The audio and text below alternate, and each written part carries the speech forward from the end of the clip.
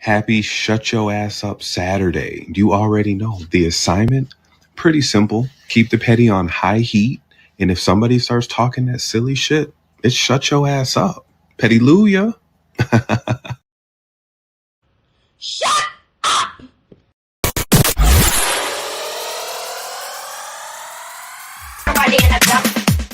What I'm on here for about is Queen Sheba. Say that louder now, because we don't get to hear that often. Say it louder. I think you are very open-minded about a lot. I think you haven't had an opportunity to experience a conservative relationship. Hold on. And if and when you do, come back and talk to me. Yeah. What you don't realize is that you don't listen, man. I don't have to. You're not my daddy.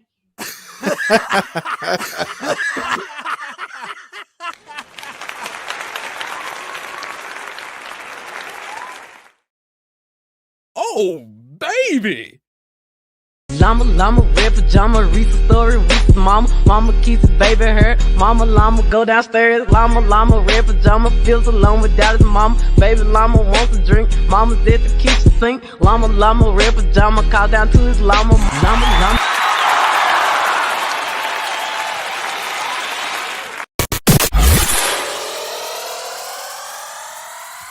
Let's go, y'all. The link is in the chat. Let's go, Palace. Let's go. It's time for I Said What I Said Saturdays, right here on Queen Sheba.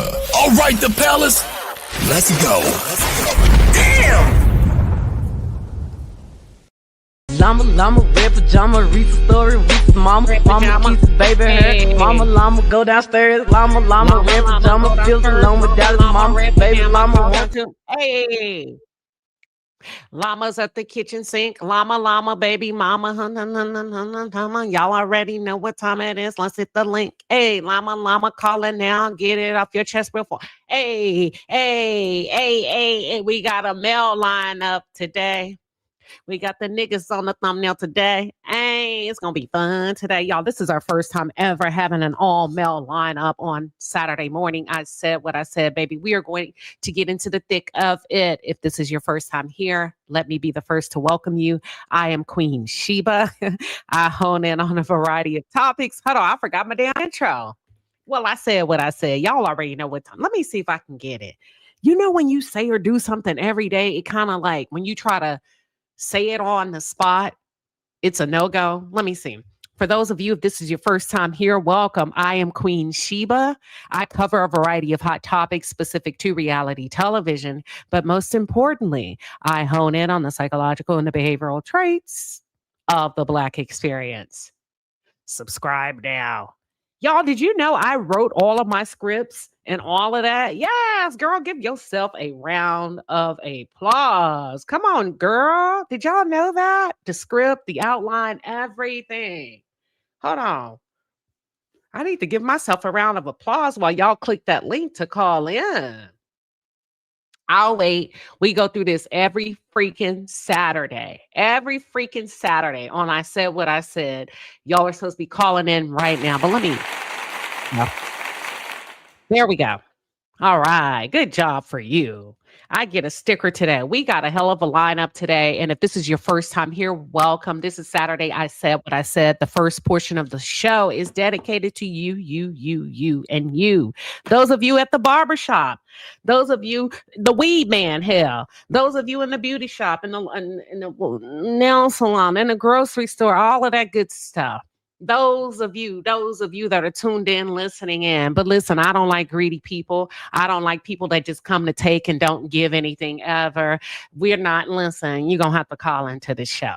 The first half of the show is your opportunity to call and get whatever the hell off your chest that you need to say. We don't want you taking this mess until Sunday, into Sunday. If your kids then ticked you off, say what the hell you need to say.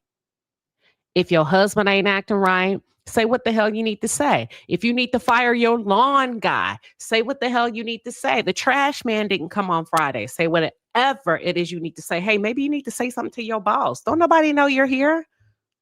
Nobody knows you're here but you. So this is Saturday. I Said What I Said, a segment that's dedicated to the viewers to call in, vent, confront. Hell, maybe you want to shoot your shot. Maybe you want to shoot your shot today. There's no rules, no filters, just the pure, uncut truth. Let it all out. We're listening.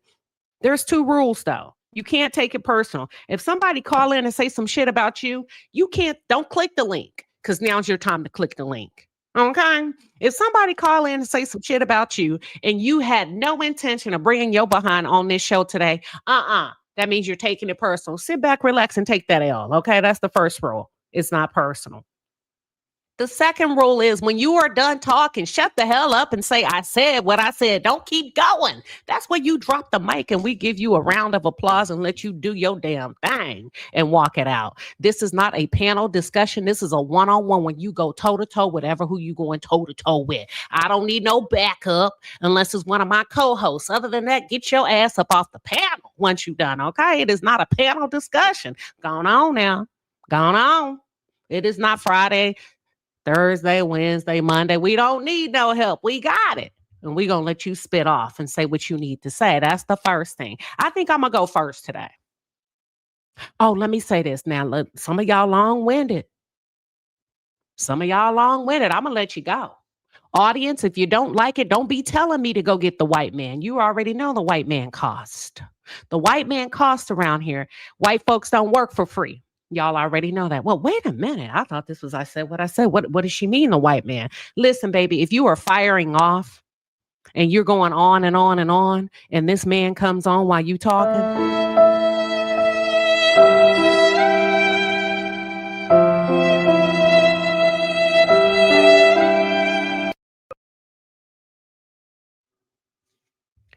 They tired of you. Somebody paid to get your ass booted off. Somebody put you in timeout for 5 minutes. Not a literal timeout, but they want you to shut the hell up. They want you to be quiet, okay? They want you to be quiet. So listen, you can come back up and say what you had to say, but you got to match that super chat that they took you off with. That's it. That's all. I'm going to get started first, okay? Did I miss anything, y'all? That's just the rules. I'm going to drop the link in the chat. So if you don't like what somebody's talking about, don't be talking about what a white man at in your wallet, like Capital One, in your wallet. You want the white man, then you pay for the white man. Other than that, he's minding his business. But listen, I'm going to get the party started today. Okay, let me say this. Hold on, I'm looking at my damn plan. What is it? Okay, so let me say this. I ain't never came on YouTube and threw a hissy fit or a temper tantrum about nobody having my back. Never have, never will. Never have, never will. People say and do the darndest things on YouTube. I got me. I'm a big girl. I've always had me from day one. I know how to take it where I need to take it. So listen, if you got something to say to me, baby, you don't have to sideswipe me. You can call my name. That's why we do Saturday I Said What I Said. I ain't no crybaby. I can take it like the rest of them. But the point is, hold your own. I don't know nobody on YouTube. You don't know me. The last time I checked, you ain't sent me a Thanksgiving or Christmas card, and I ain't sent you one. I don't expect you to get in my shit, so don't expect me to get in yours. And let's be honest, my shit started way before y'all shit, if the truth be told. And I ain't never clicked my button and cried about who ain't spoke up for me, who has, who ain't. I know the only person I need is God above. He got me. That's why I move in silence. He got me because he can do anything better than you or I can do. So shut the hell up. And I said what the fuck I said. Deborah, welcome to Saturday. I said what I said. What you standing on? I'm tired of y'all ordering food on these apps, saying meet at door, and your ass is not at the door. I'm tired of pulling up, looking for you. And guess what? Your porch at night, your porch light should be on. You should be standing at the door with your PIN number if needed, with your hand out, prepared to take your food. I said what I said. I don't care. I said what I said. I meant what I said.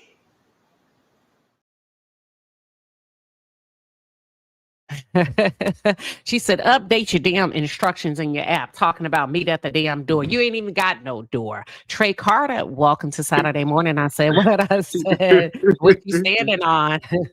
Okay, since I was so attacked last week, I'm gonna just keep it real clean. I'm gonna keep it real smooth and real clean. I'm just gonna talk about the Merit to Medicine girls. Queen, I do have to 1,000% agree with you. I am tired of Mimi and Steve. The way that they use that, the way that Mimi used that therapy speak to try to diminish Toya and Eugene's marriage was gross. Mimi has spent this whole season doing everything she can to create or add to the division of the girls rather than using her therapist things to try to heal. I don't believe that she's a good therapist just based off of her actions here. And her husband can go somewhere too. He bucked up his chest to tell somebody that he wasn't going to pay $5,000 for the Met Gala. It wasn't because you have some other scholarship thing that you're doing. It's because y'all was wanting to be spiteful towards Toya because she didn't include y'all in it. Meanwhile, you mad about her for not including y'all in that. But the other thing, but you're also talking about Toya and Eugene hosting the couple strip. Make it make sense. Y'all are tired, and I think that y'all should go. One more thing to the Bell Collective girls. Letitia, please let that husband go. Glendale is a fool. He is a clown. And please stop trying to blame your manager for what happened at that photo shoot. Your manager, all he did was show you how much of a bozo your husband was. And I said what the fuck I said.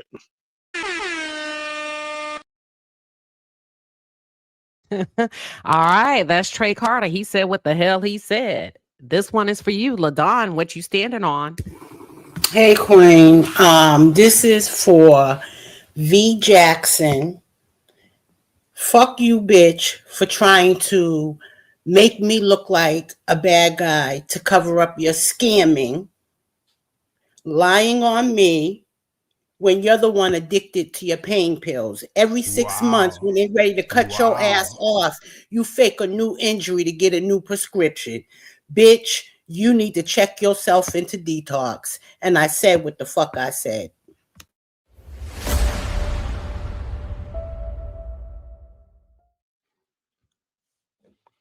Well, damn, who the hell is V? You know what? Let me see. Who the hell is V Jackson? Don't tell me. Damn, V. Okay. Whoa. Oh, Jesus. Welcome to Saturday morning. I said what I said. Next caller, what you standing on? Hey, Queen. Hey, everyone. I just wanted, if nobody said anything, I just wanted B to say something, be the first person to say something. I don't understand why these punk ass motherfuckers sit up here and continue to find victim and abuse and like to abuse women. Now you coming for a pregnant woman here for hot tea, and I don't understand what the fuck y'all problem is. Real talk. Why don't you all go play with somebody your same size? How about you go play with somebody who got the same parts as you, that XY chromosome that you still have, and leave us fucking women alone? That shit was disrespectful. It was vile, and the bitches who still over there hoorahing your shit, y'all some fucked up assholes. And I said what the fuck I said. I heard about you. I was waiting on you at the door. Listen, let me say this. I said what I said. Is it an unscripted show? Baby, you never know who's going to click that damn link. Lord have mercy, Father. Let me go to TJ's baby. Welcome to Saturday morning. I said what I said. What you standing? Good morning, Queen and Palace. Ladies and gentlemen, last week I said something about a Miss Pearly. Who the fuck I was talking about was Piano T. She also go by Marcella Speaks. Now she fucking with pregnant people. Let me tell you something, Marcella. I suggest you find something else to do. And here for hot tea, baby girl, say less. We got this. You don't got to say nothing. I know I got it. Enjoy your pregnancy with your husband in peace. We got these hoes. Don't worry about it. Now, True T, you don't need to keep coming up on this fine internet talking about your case. Apparently, you don't have a lawyer because your lawyer would tell you shut the fuck up. You don't need to run up here and explain shit to us. Take that shit to the court. Take that shit to the police. I remember a year ago, me and two both told you, shut up. You didn't listen, and you scorched earth and went after them and lost your motherfucking bag. So be quiet and find something else to do. I can give you some suggestions. Go over there and fuck with nappy head, crazy ass Carissa Shields. Content creators is making money hand over fist talking about her. And last night, 50 Cent brought the noise. So it's going to be an action-packed weekend. And fuck how you feel. Stay off this internet talking about your case, for you fuck yours off. And I said what I said. I don't want to talk about it. you just said I'm going to talk about it. I get angry. I don't want to. Damn. Hold on. Welcome to Saturday morning. I said what I said. Aisha, what you standing on?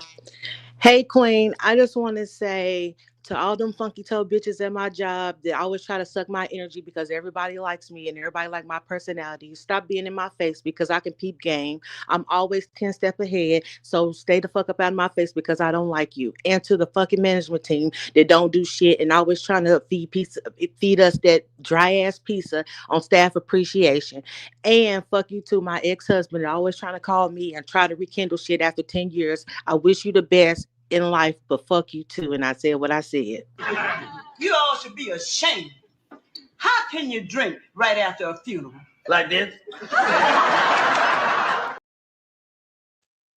Oh, wait a minute. The lines are blowing up. Listen, go ahead and drop yourself down.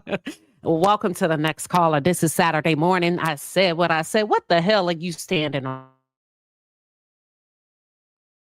Let's go. If I put you on stage, I'm talking to you. I may not call your name. Let's go. Bring yourself off of mute. There you go. Listen, I am sick of Austin, Texas using the word Cajun food for this mess they call Cajun food. I said what the fuck I said straight from the 504 New Orleans. That's what I Ever said. diagnosed with any type of like mental illness or any type of diagnosis, any type of learning disability, anything like that? I have a crazy problem. Oh. Y'all Can you are hear off me? the damn change. Next caller, what you got? What you standing I on, can't hear Bo? the bitch. Come on. I can't hear nothing. What the fuck? Put a hot dog in my ass for nothing. What the fuck? I can't hear no one. What the? We can hear you. Go ahead. Oh, that shit. I put a hot dog in my ass. Okay, here we go. SM Butterfly, welcome to Saturday morning. I said what I said. What you standing on? I'm standing on Marcella Speaks. Girl, get your ass out of that camera, off the internet, and please go sit in a dental chair. You need help. And I said what I said. I will pray for you, but if you get on my nerve, I will cuss you smooth out. My mouth ain't under control yet, and I can throw these hands. And let me tell you something, if I get my hands on you, I promise you, you gonna know you've been in a fight. But I'm trying not to go there because I'm in transition. Well, goddamn. Listen, we heard you. She said what the hell. Do you know one? Do you know a dentist? Or y'all doing referrals? Listen, that's it. That's all. Is there one? Listen, y'all, we've been doing this for a long time. We ain't new to this, baby. We are true to this. A lot of y'all ain't about that life because the link is open and live, honey. The girls done said what they said, baby. Y'all done went from, I don't even remember what the first accusation was. Lord have mercy, but it ain't personal. It is not personal because they waited until Saturday. I said what I said. Lord have mercy. I cannot make this up. The block is definitely hot. Tell me about it. And if you can't come up, baby, please believe you are able to utilize that super chat feature and I'll do it for you. I'll throw these hands for you. Go ahead and put it in a super chat. Maybe you got to build your confidence. I get it. We don't all walk and talk at the same time. I'll do it for you. I'll read it for you. I'll stand on business for you. Yes. Yes, yes, yes. Mm-hmm. Whose teeth looking like dice? Lord have mercy. Well, the link is in the chat. Is there one? Is there one? I'll wait a couple of seconds. Trey, are they on fire or what? I'm still waiting on V Jackson to hit this link and tell us why she be defrauding the I didn't see. Y'all must be calling defrauding people's the real medication names. system. Over there Because I know getting them pain pills for free. What is going on? What's free? I don't know. They said she getting the pain pill. She every time the lady said every time she run up out of her medication, she go down there and claim another injury so she can get some. Lord have mercy, Father. Lord have mercy. Listen, El Shaddai say, is it too early for a glass of wine? Go and start off with a mimosa. Go, you know what? It's 12 o'clock. No, it ain't. Start off with a white wine. Start off with a white wine. It ain't too early. Give me 1 second. I don't think it's too early. Hold on, El Shaddai. I got one for you. Baby, what's in your wine? I feel sexy as fuck.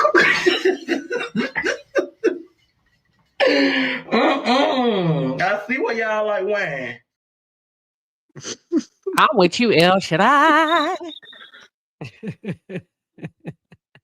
Mauricia, welcome to Saturday morning. I said what I said. And y'all got to be quick. Come off mute. Let's go. We don't like to wait. There we go. Sorry about that. I said, good afternoon, Queen and Palace. I would like for these dry ass hoes to normalize minding their damn business and fixing the problems in their life instead of fucking with other people. And I said what the fuck I said.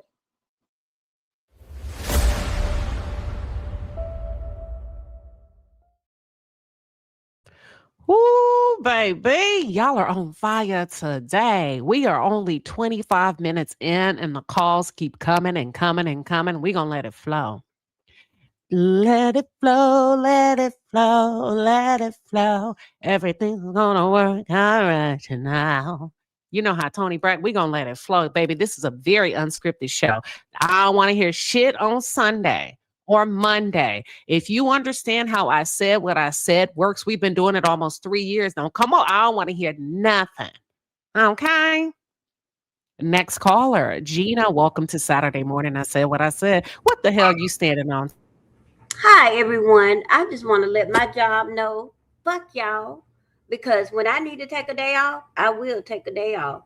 And my coworker almost had a stroke the other day because she was stressed about testing these ragged ass students that don't know how to read. Fuck this job, and I'm gonna take a day off, and I might take the rest of the year off. And I said what the hell I said. I don't care. I said what I said. I meant what I said. Yes, to all you damn supervisors out there, she said, listen, don't nobody care. And for some of you that's in the chat, she said, your kids can't read or write anyway. We tired out here. And then they're going to tell us we can't take a damn break from y'all badass kids because y'all throw them up in the school bus and expect us to watch them for 8 hours a day while you go eat hot Cheetos and you go play bingo. She said she don't give a damn. She said what she can say. And as a matter of fact, when you get off work, teach them damn kids how to read. Yeah, that's what she said. Huh? Ain't that what they go to school for? How the lady about to have a stroke because she didn't do her job? I don't know. I'm be them quiet. Kids bad. You know them kids bad as hell. She didn't teach them kids how to read. Now she about to have a stroke because they can't read and she got to test No, they them. mama should teach them how to. Everything ain't the responsibility of the school. How come you're not working with your kid as a toddler? You just gonna let them wait until they 5 to learn how to talk and color. But they could. I bet you they can twerk. Welcome to Saturday morning. I said what I said. LaDawn, what you standing on? Back to back on V Jackson. Oh yeah. Oh damn. Hold on. Let me go on mute. Back to back on V Jackson. Oh yeah, pill popping hoe. Give innocent instigator her money back, bitch. You paid the other person. Now it's time for you to pay innocent instigator her money back. Crackhead. And I said what the fuck I said. FBI, open up! FBI, open up!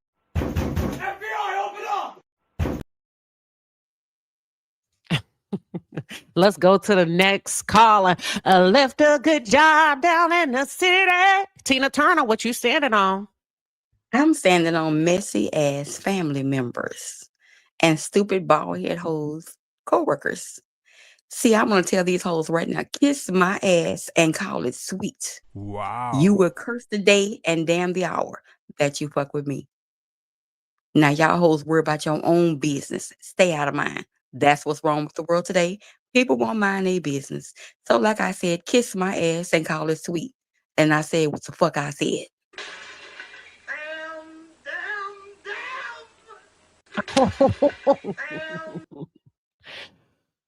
Oh, but you know what? I love it. Let me tell you why. They waited till Saturday. So ain't nobody she got nothing to say. We gonna go ahead and go down to this old bio. It says New Orleans. I think Nola reads. Let's go. What you standing?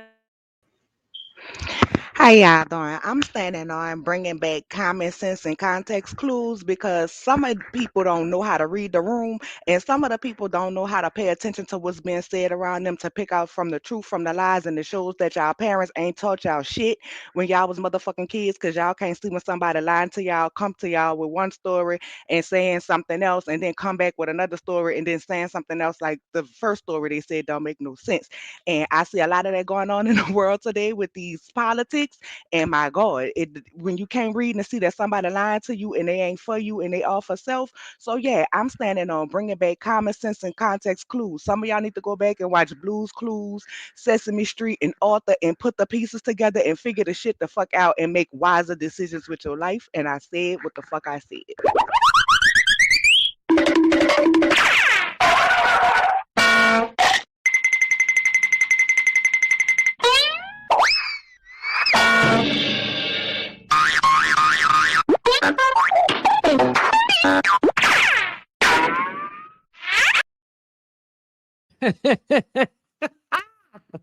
And there you have it. She said what the hell? She said Blues Clues. She said Blues Clues. She has a deep accent. Blues Clues. You heard the lady.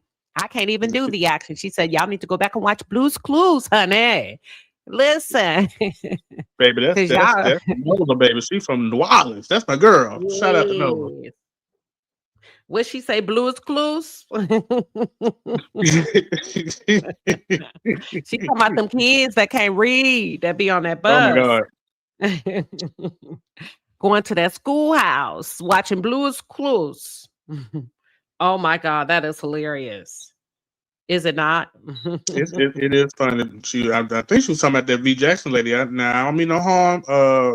The innocent instigator, but ma'am, I don't think you're gonna get your money back if the lady crackhead. I don't. Now, Trey, you're not supposed to be getting involved in that.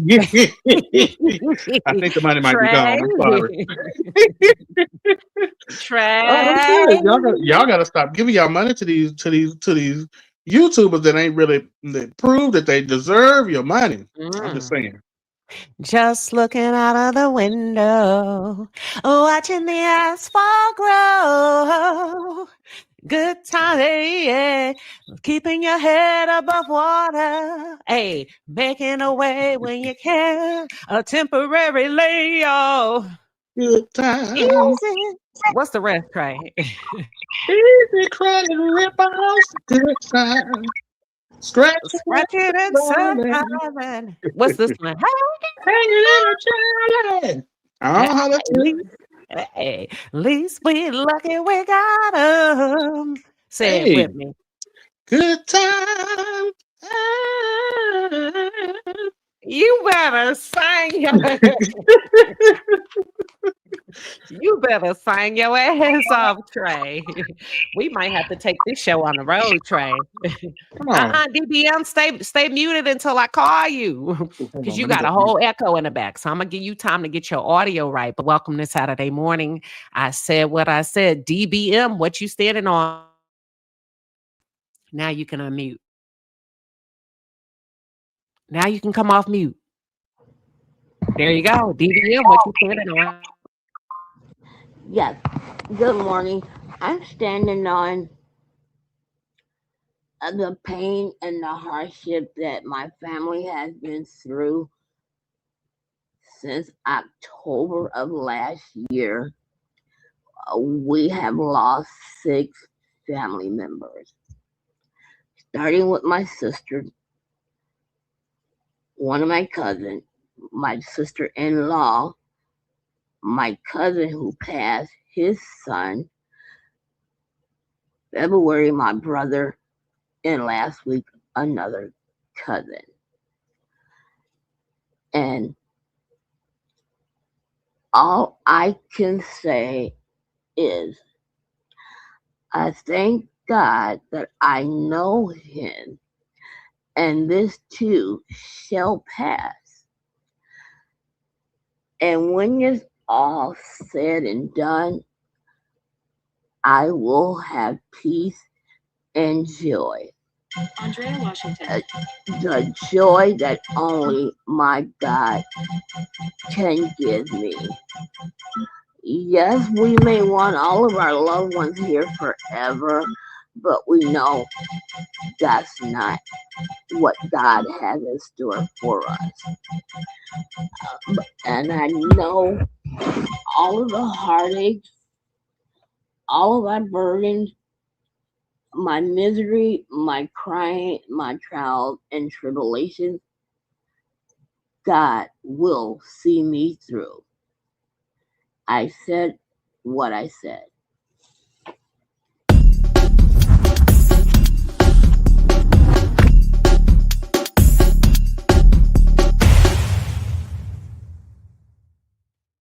And listen.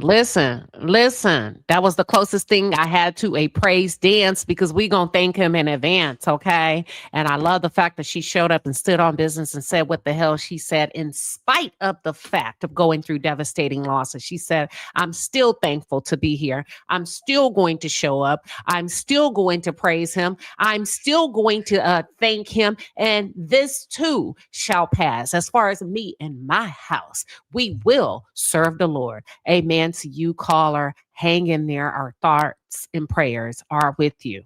Can I get an amen in the chat? Amen. Amen. All right, here we go. We're going to get into this money. This money comes to me, flowing effortlessly. Money comes to me, comes to me. Money comes to me, flowing effortlessly. Money comes to me. Money.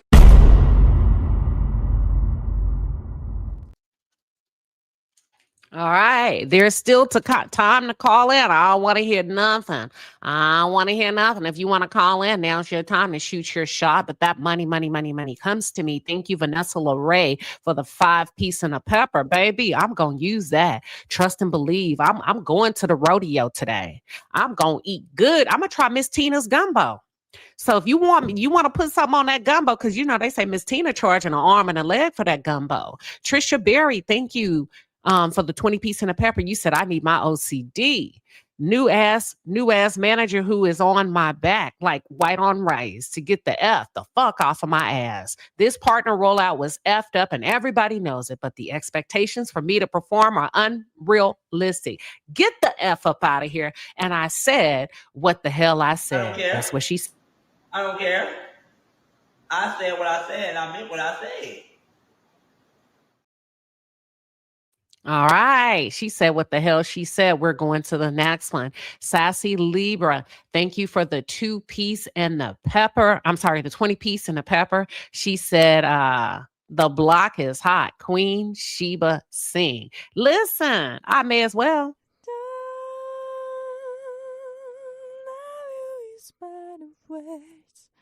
Yes.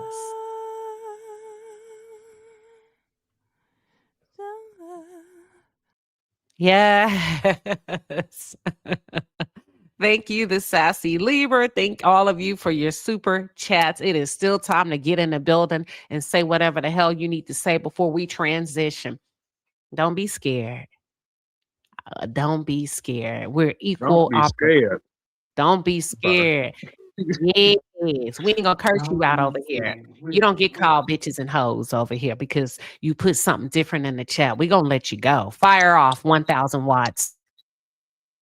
Can you hear me? Okay. I don't know if Yes, we You can hear got you. it. Go Okay, ahead. good.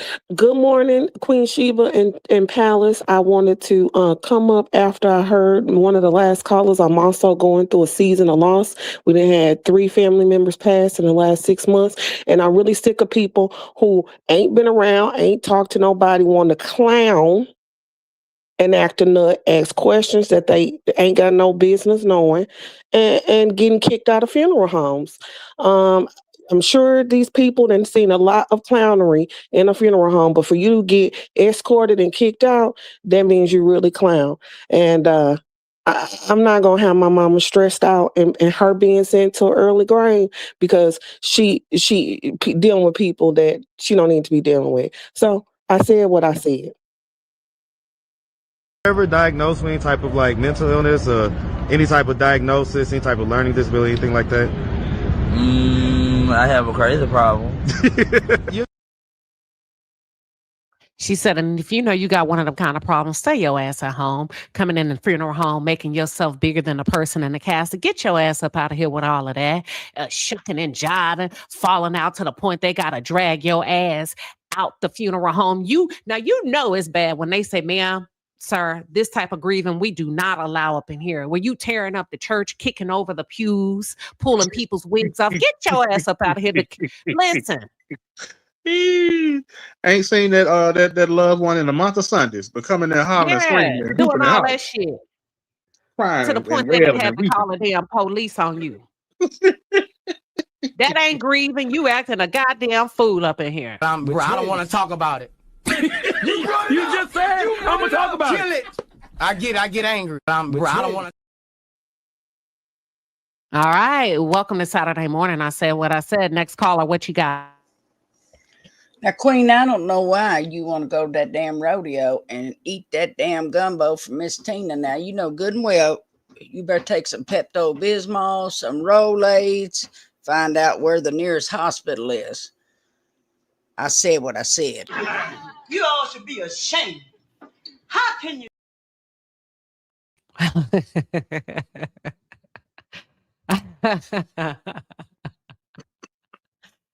Oh my God. She They got a point. said, go ahead. Tina, they say you should be ashamed. Who Of eating that gumbo gumbo. in the I'm gonna middle of see what spring? it It's do. too hot. It's too hot for gumbo. What we eating gumbo for? At the carnival? I don't Don't ask know. me. That's I don't Beyonce know. mama. I'm gonna leave it alone. That's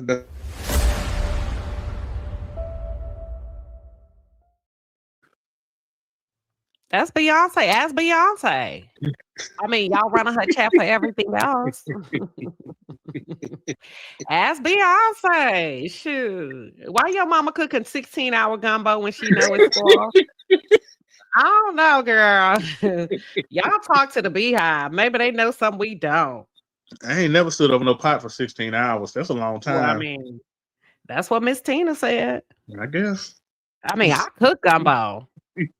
I don't, so I can't really say much. I can say a lot. I can cook some good gumbo. I mean, my gumbo's all over my social media. But Miss Tina, me and Miss Tina both from the same island. Did y'all know she's from an island? And did y'all know I'm an island girl? A lot of people don't know that. Did she buy it? She bought that house over there by the beach. Oh, she did? Allegedly. Which one? I can't remember, but I think I want to say something was wrong with it. Like the structural it was kind of wrong, and the people was trying to break it down, tear it down, or buy it from, or something like that. It was something going on. Ain't no telling. She I coming don't down know. there trying to. Them houses are historical homes. They've been around for years. They Right. have done what they supposed. Don't come in here with all that. That's Beyonce mama though. So I don't know. Maybe they eat their gumbo different. Does it take you about 16 hours to make your gumbo? Hell no, it don't take no okay. 16 hours to make gumbo. Maybe her sausage came from Afghanistan. I have no idea.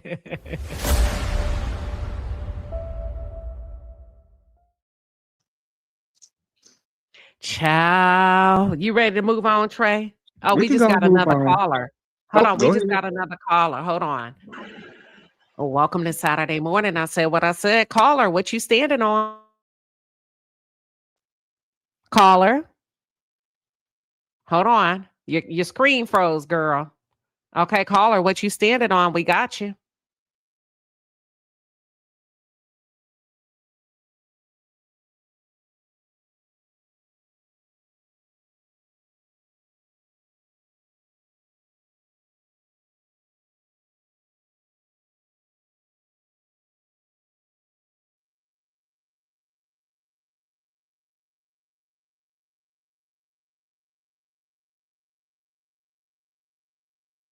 Hello, caller. Queen, can you hear me? I've been up here talking on mute. I dropped the caller. The caller. Okay. The caller's gonna have to come back. Caller, reclick caller, because your screen froze. Caller, come on back. We're gonna give it a few seconds to wait for the next caller. All right, E-Boogie, that's what I'm talking about. Money comes to me. Flowing effortless. Y'all go ahead and contribute to my gumbo pot, because here's the thing at the Houston Rodeo. You got to try a little bit of everything. And Miss Tina charging $25 for gumbo, so you know they charging $50 for a damn turkey leg. All right, Palace, the Super Chat squad is in the building. We appreciate you, baby. The Super Chats are fire. Get in your bag. That's a lot of money. It sure is. E-Boogie then gave me $10 towards the gumbo. She said, towards your gumbo, I'll chat with me at the rodeo. You better look for me, okay? You gonna look for me? Look for me at that damn rodeo. I'm gonna try. They say something with something fat bacon. Yeah, it costs $25. Cow bone. You better That's take that $10 and mama go get charging. you You better take that $10 and go get you a funnel cake. Eat your damn gumbo. See, I told y'all. So they charging $30 for a turkey leg. Oh. They say it's dry. So y'all go ahead. Yes. Don't eat the gumbo, guh. Bridget said, don't eat that gumbo. Thank you. Okay, Thame say gumbo is a timely thing and it's spiritual. And that's why we make it at the house. I've always made my gumbo at the house, but Miss Tina out there making hers. Listen to money comes to me, flowing effortlessly. Money comes to me, comes to me. Hey, $25 for the rodeo. Thank you too, because they gonna charge me an arm and a leg to try the food that y'all want me to try. Now go ahead and tell me what you want me to try, and I'm gonna put it on video. Somali been begging for this. They got all kind of bacon, Afghanistan bacon. They said, I heard. I am not even lying. Did y'all see all that bacon, Inez? I want to try that watermelon that's wrapped up with the fruit roll up. Did you see that one, Trey? I have not. How much they charging for a fruit roll up with some watermelon? Probably about $30, $40. My goodness. Yeah, I don't know. I'm not a fruit roll up person that stick to your teeth. Me neither, but I'll try it. I mean, they want me to. She said, don't go to the rodeo if you ain't got no money. Yeah, okay. Trill Burgers was good. I may have to take a little bite of that. Cotton candy bacon. Okay. I'd rather support Mr. Tendernism. All right. Thank you, Betty Boo. Huh? Oh, I said, yeah, y'all better support Mr. Tendernism. He done left his job. Well, Betty Boop, thank you for the 20 piece and the pepper. She said for your gumbo. Thank you. We appreciate you. All right. I think we should shift. What you think, Trey? We can go ahead and move forward. Okay, we're going to go ahead and move forward then. We're going to get your boy out the way first. Which one? Tyler Perry. Oh, okay. We're going to go ahead and get him out the way real quick. I told you. Listen, you remember last week, y'all, when we did the Friday morning show and I said the black folks are selling out. We selling out. We're doubling down.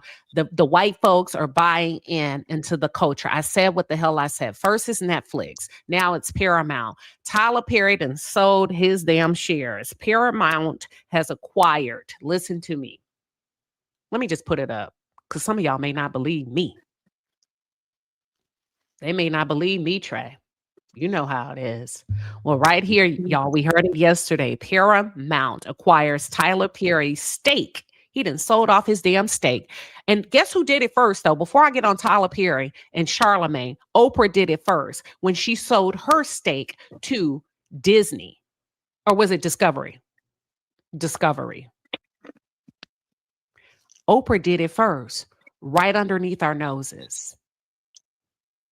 Right underneath our noses. So now you have the rest of them following suit. So, Paramount has acquired Tyler Perry's stake in BET Plus, while Paramount will be the new home for BET Plus content starting in June 26. This is a huge problem, y'all. I see what's happening. Do you see what's happening? I ain't gonna stay here too long, but the brothers are selling out. Jamal sold out. We're gonna get to all of this. I don't think Paramount is sinking. You say, okay, Cowbone say it sounds like Paramount sinking. I don't think so.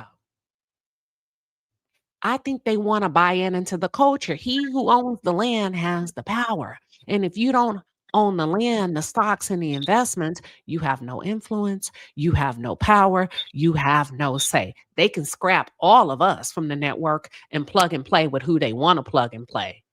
Oh, yeah. So this is starting in June. They ain't even giving you niggas a 90-day notice. They said in June. We're in March, April, May. Okay, maybe they are. What you think, Trey? Well, I do want to say, technically it was Bob Johnson who first sold out BET.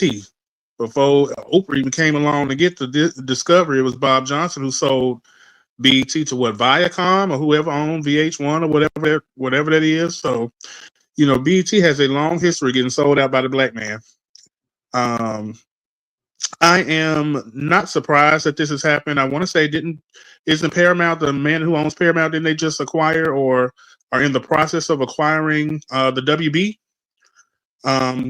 So this is a large shift for them. They probably just wanted to buy out Tyler Perry anyway. They more than likely offered him a dollar amount that he couldn't refuse. I'm really sad about this merger because the Paramount app is terrible. The user interface is terrible. And a lot of times with these mergers, or when they're bringing one channel or one network over to another one, you lose a lot of content. So I'm seeing them lose a lot of their Tyler Perry shows. They may be losing some more content just to come into the Paramount Plus application itself. So that's what I'm most worried about.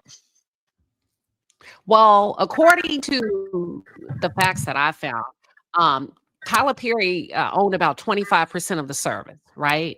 And so we don't the details of the deal will not be disclosed. Just FYI, everybody. So terms of the transaction, of course, they're not going to be disclosed. Just like Jamal's sneaky ass didn't disclose what he worked out with Target.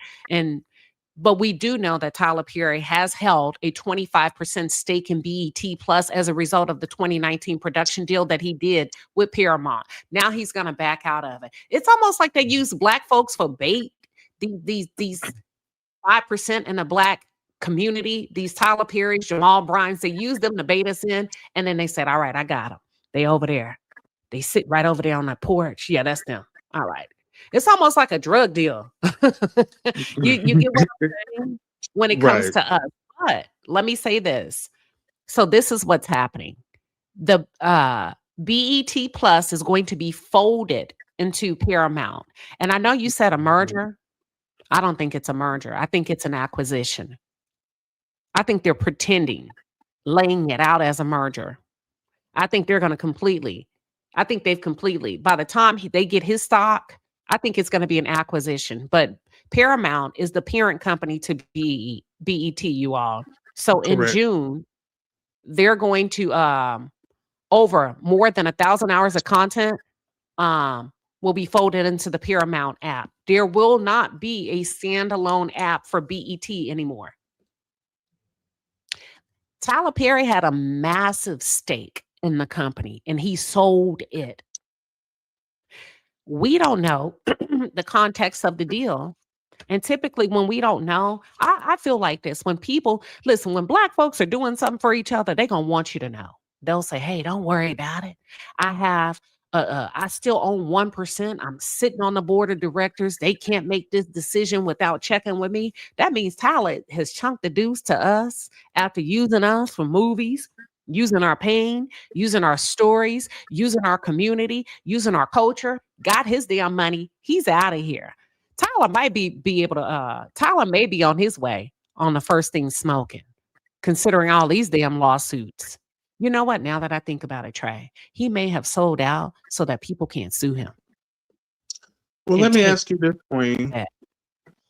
Let me pose a different perspective because I believe it was last year or maybe the year before where BET was up for sale, and Tyler Perry was one of the people that actually wanted to purchase all of BET, and they shut him down.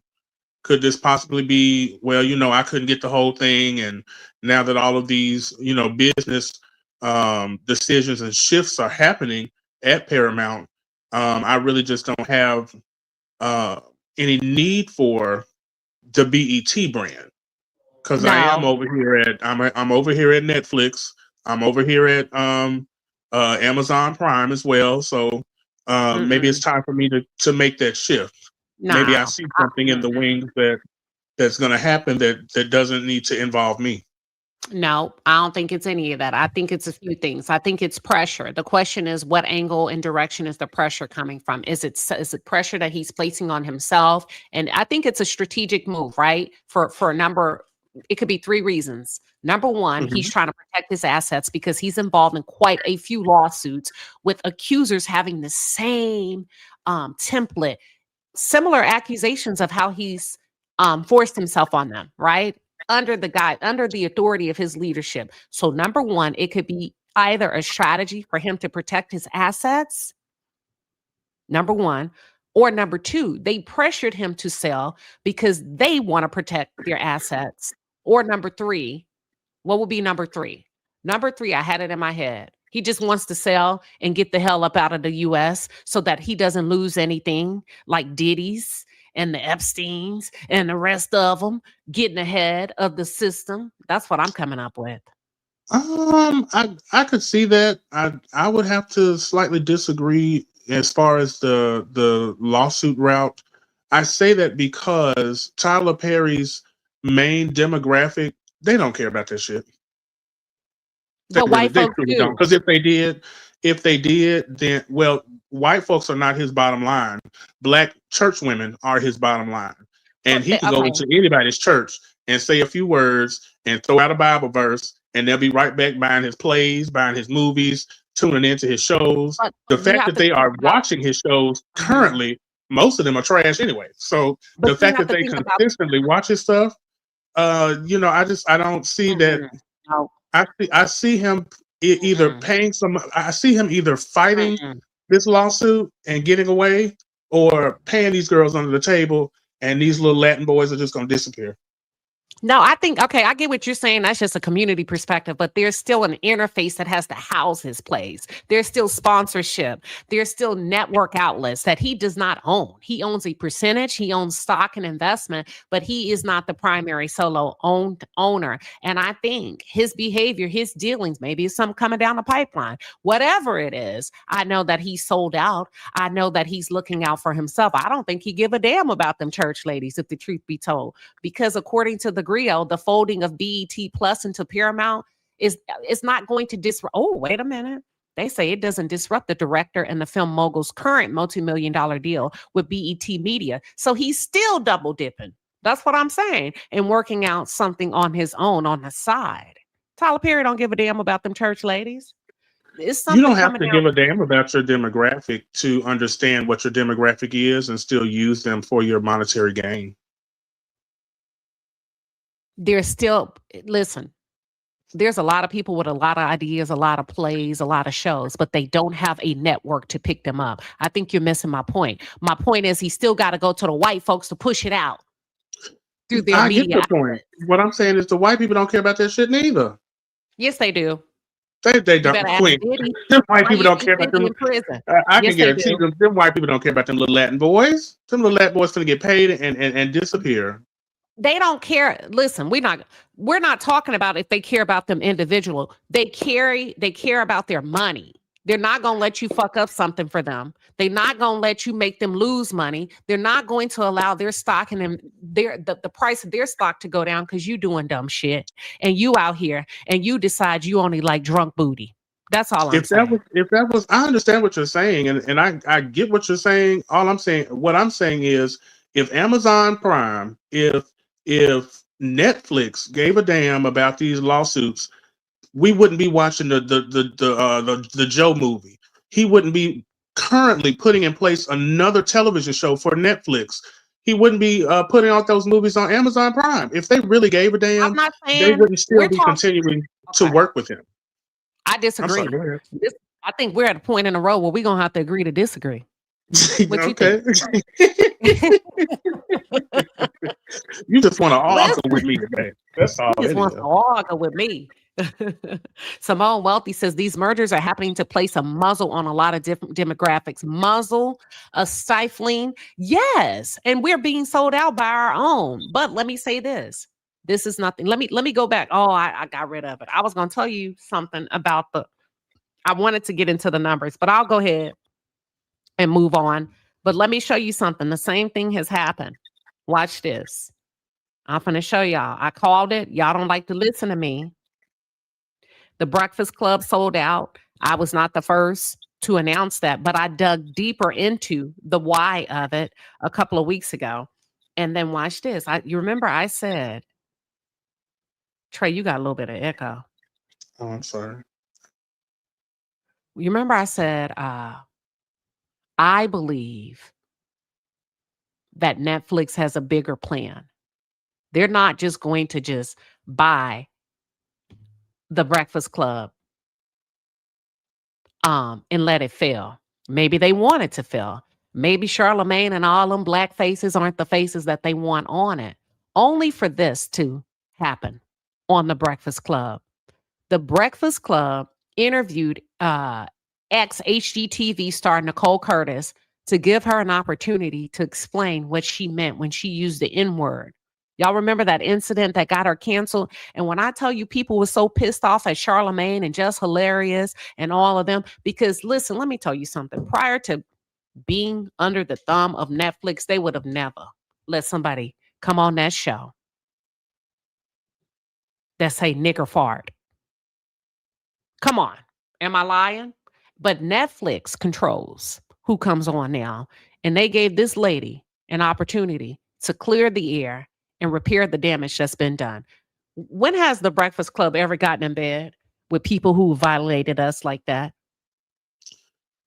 They actually did it before, Queen. I do have to be honest with you. I can't think of the young man's name, but he's one of those streamers, kind of like a Casanet, but he's a white guy. A little white guy with glasses.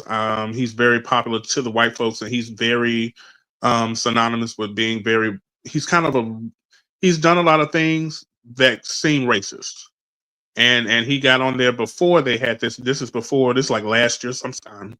I can't think of his name. I'd have to go search him, but I'm on my phone. Not Aiden Ross. It was another one.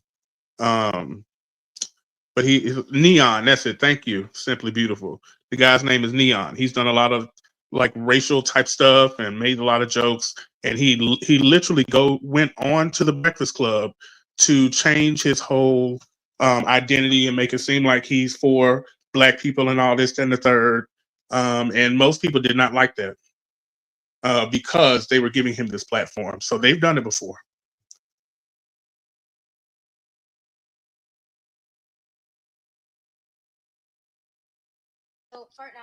Okay, let's take a look at it.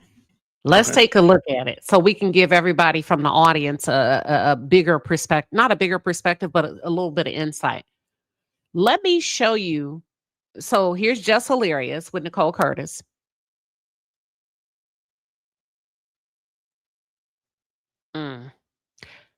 Here we go. Here's DJ Envy. Here's a little bit of it. Use the term fart digger and fart knocker. You used those terms before? So, okay. So fart knocker, yes, absolutely. Fart digger. Farts? You know what? Again, do you have boys in here? Do you have boys? Yeah. Okay. Okay, girl. You already, but go ahead. 2 boys. I have one. Okay. So boys talk about farts all the time. Okay. So, and again, I can't swear on my show. Okay. So yes, I've made up these crazy words. If you said fart digger, the amount of times that you said, I just feel like you should have released that 1,000,001 times because it just seems like it's something that you said before because it just came out so natural. And fart digger sound like you playing in assholes all day. Why? Yeah, that's a little nasty. That's another conversation. No. And why again, would you just be digging? Why are you helping her? Let her stay in a fucking hot seat. Let's go. I don't have a rhyme or reason Mm-hmm. of the words that I make up. Like I say nonsense stuff all the time. I mean, and again, like even when I edit my shows, right? And I'll be editing my shows and I'll be like, just finish what the you're saying. Because I go off on like this and that and I'm off the cuff. I'm not scripted. So were you trying to say something else in that moment? Absolutely. Because you say fart digger and fart knocker. I say all that. You apologize to black people. I did. And I do. I apologize. That lady don't give a fuck. That lady is irritated as hell. Like, get off of me, brother. No, let them, the camera's right there. Yes, I do. And to everyone out there, just Charlamagne, so you're aware, that is a word that I do not condone. So the people out there that do not use me as an example, right? And still ain't apologize. That's where I've been coming out against people saying, hey, just because I said it, I made a mistake. I know I made a mistake. You watch that footage, even the edited bullshit. You know that I am like, So no, don't use me as your poster child for that. And I don't. Did you hear her, broad, talk over everything and didn't apologize not one time? You know white women ain't gonna apologize. Why is she even there? She did not apologize. She said, don't put me in that bullshit. I don't condone it, but I said it. What is that? How made that make sense? I don't condone it, but I said it. And she's irritated the fact that they want to keep talking about it. So here's the thing. Number one, I would have never fucking told her to look in the camera and apologize. Baby, if that ain't on you, if that ain't in you, that ain't in you. I get tired of us begging for shit that people don't want to give us naturally. Baby, you ain't got to sit here and apologize because I'm going to turn you every which way but loose in this interview to really showcase who you are. I'm not going to even bring it up that you owe an apology. If it doesn't register to you naturally, I'm going to exploit that. See, this was a chance for the Breakfast Club to work circles around her ass, and they didn't. I'm wondering what part of the demographic that listens to the Breakfast Club is watching this white woman on HGTV to even know what she was talking about. Nah, that's what I'm saying. It's a disconnect. I don't even know who she is, or I didn't know who this lady was or what she said. That's what I was saying when I first showed the clip. I said, now that they're under the leadership of Netflix, they don't have the creative control to really choose who comes on. Netflix saying, you gonna help fix this white woman's reputation. Go do it. Come on, Charlamagne. Y'all dumb as hell. You don't know how to do that reverse psychology? Get her in there, exploit the hell out of her? Come on. They're losing their luster to me. I don't want you to think that coming on the Breakfast Club is just going to rehabilitate your image. Absolutely not. In fact, it might increase the chances of you walking through the airport and somebody going, that's the fart lady. Yeah, no, I mean, you have. He asked her, did you think that coming here would be able to rehabilitate your reputation? She said, absolutely not. You know why? Because she don't give a fuck about y'all. She don't watch y'all. She don't give a damn what black folks thinks. That's not who's buying her property. That's what I'm saying. Charlamagne didn't work this interview like he's supposed to. He should have asked, why did you come? Why are you here today? How can we assist you? What is it that you need from us? Come on. If we gonna listen, if we gonna stay, we gotta play. Yeah, none of this makes sense. Scoreboard in our favor. Like, what are you doing? Yeah, they've had a few guests that just did not make sense as to why they are a part of this platform or being interviewed. I'm confused. The Breakfast Club has been lost their luster, if I'm being honest. But you can still get in there. If you are savvy, you can outsmart your boss. You know what I'm saying? You know, why are you here? Tell me a little bit more about how we can help you. But the point, hold on. Let me go ahead. You have a lot of people and again, I didn't come on here to prove myself. Now it says you use the term fart digger and fart knocker.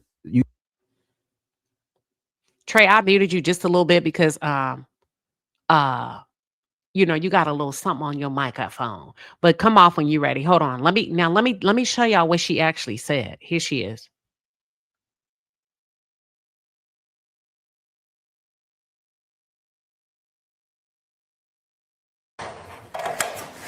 Oh, fart nigger.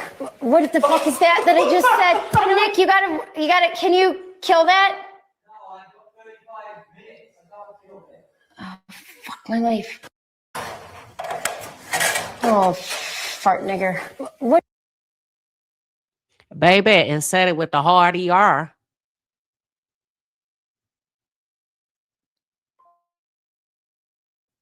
Said it with the hard ER. So this is the viral clip that got her HT that got her canceled. This happened in February, y'all. HGTV has canceled and removed Nicole Curtis's long-running home renovation show, Rehab Addict, from all platforms following the emergence of a video showing her using the racial slur that you just heard, okay? This was a video that was posted by Radar Online, and it showed her using the N-word while she was, quote-unquote, frustrated with the task. And then you immediately you hear her reaction. You see it say, oh my God, F my life. This is going to, can we cut it? She ain't worried about being offensive. She's worried about herself. So then she takes to the Breakfast Club, right? Because they know. See, white people are buying into white culture. Let me shut up. If y'all don't know, baby, I ain't got that much time to teach. So now I'm seeing white people are buying into black culture. Netflix said they wanted to be a part of the culture. Now I can plug and play and put my cronies here. Hush. Y'all hear my dog? Now I can plug and play and put my cronies here when I need access to the black audience. What are your thoughts, Trey? So now I'm understanding she said the N-word, but then lied and said that she said, instead of the N-word, she said digger with a D. Is that what I'm understanding? Nogger. Oh, okay. Yeah, this woman is trash, and just the fact that, like you said, she tried to cover it up and then realized that she said the wrong thing or said something that was going to get her fired and tried to have it cut. She's only thinking about herself and her bottom line. I still don't understand why she's on the Breakfast Club, but yes, you do, because I keep saying it, because Netflix wants her to be. Netflix owns the Breakfast Club. I get what you're saying. I can't say that. I feel like she probably still would have been on there if they weren't on with Netflix, just based off of them having Neon and some of these other people on there. They have a habit sometimes of cooning or trying to present somebody who's against the culture, but they don't really have the range to interview these people correctly. Thank you. We can move on now. Because she even went on the news and tried to interview, and that didn't work. Let me just give you a quick take, and we're moving on. Here we are. Rehab Addict star from the HGTV show Nicole Curtis has issued an apology after earlier this week video surfaced of her using a racial slur while working on a show, on a taping. So she says, I want to be clear about this. I'm not addressing this because I was, quote unquote, caught. I'm here because I'm not okay with the fact that I said that. I am and have been submerged in the African-American community my entire adult life. She has, but she married white. She is white, has an all-white team. She's submerged in the African-American community, but she's coming in buying up y'all's properties. Let me start it over. You don't see what neighborhoods she's in? Look very carefully. Rehab Addict star from the HGTV show Nicole Curtis. He's talking. I'll put it back on. Pay attention to the background, the neighborhoods. Working on a show, on a taping. So she says, I want to be clear about this. I'm not addressing this because I was, quote unquote, caught. I'm here because I'm not okay with the fact that I said that. I am and have been submerged in the African-American community my entire adult life. And then she goes on to say, I am the white, small blonde in the neighborhood who knows that's a word that represents evil, pain, torture, trauma when used by someone like me. When used someone like me, but I'm going to use it anyway, fart nigger. That's it. Right. That's all. She ain't submerged in the African. She's submerged in gentrification. She's building up and she's tearing down and building up the community to move in her white counterparts. That's what she's submerged in. Yes, and that's what we talked about. Keep going, Trey. No, she's submerged in foolishness. It's just that kills me. This whole well, I have black friends and they let me say the N-word. Girl, we don't care about them. Listen, Hush. I hate the fact that we're selling up these houses and not keeping up with these taxes, these beautiful, bodacious, historical homes that we are letting go left and right. That you're leaving your grandma's stuff in there and you're going over here to get a bag instead of figuring out a way to take out a loan to catch up those property taxes. But anywho, I digress. We're going on to the next story. Y'all, this one ran me hot. I ain't gonna lie. EJ Johnson. E.J. Johnson is facing a lot of backlash, not just from women, but from gay men. A lot of gay men had a lot to say about EJ's interview with Carlos King. They did not like it. I'm going to play just a snippet of it and we're going to talk about it. Here we go.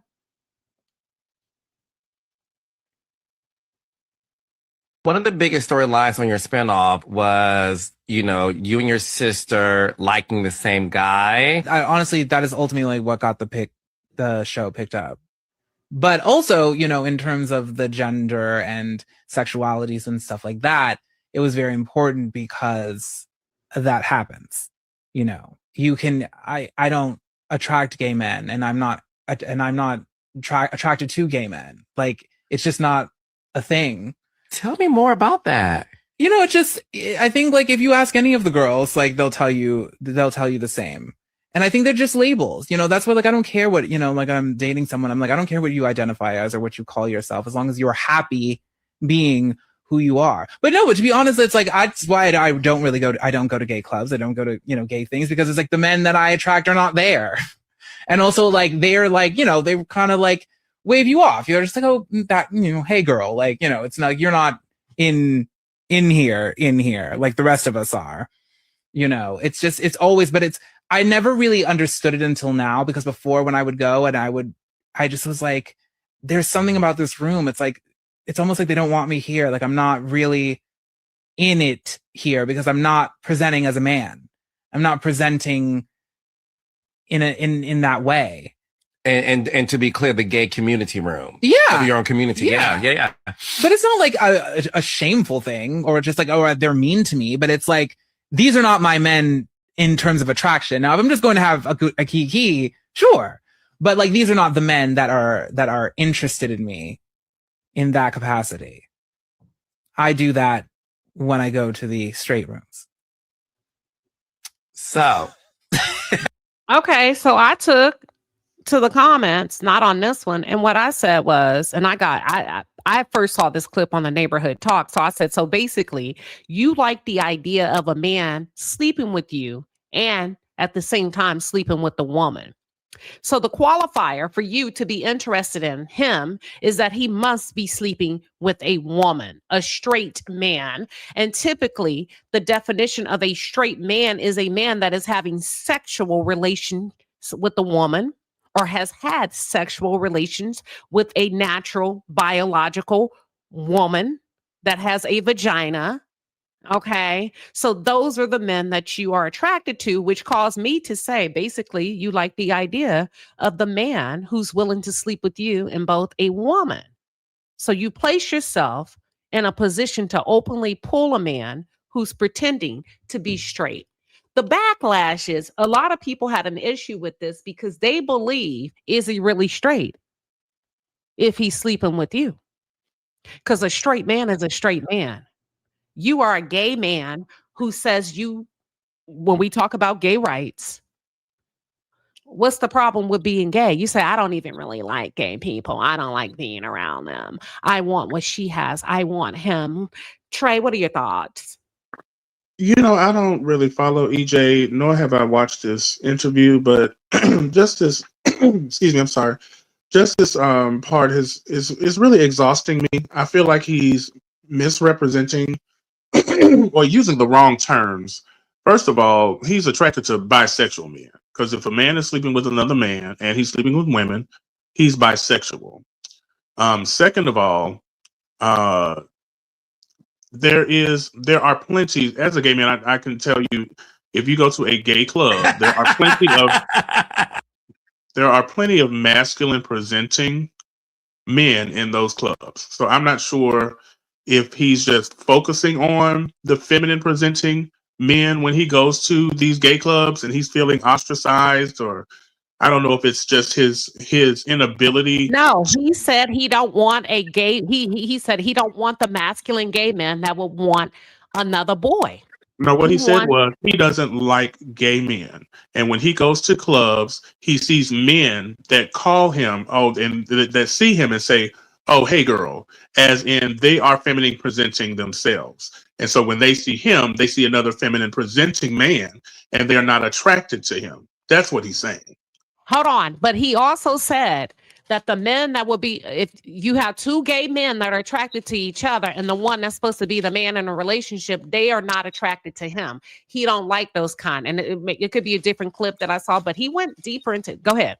He went deeper into detail. Okay, well, I didn't see that clip, so I couldn't tell you. I'm just speaking on the clip that you just played, and from what I'm hearing, he's more so talking about the feminine presenting men, not the masculine presenting men.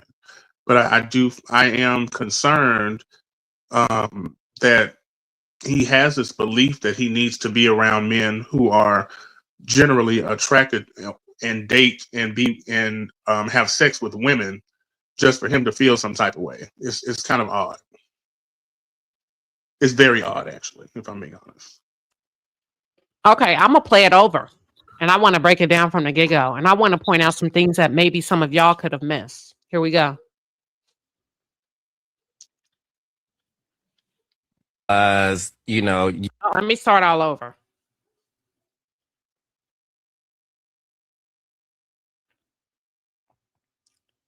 One of the biggest storylines on your spinoff was, you and your sister liking the same guy. Honestly, that is ultimately what got the show picked up.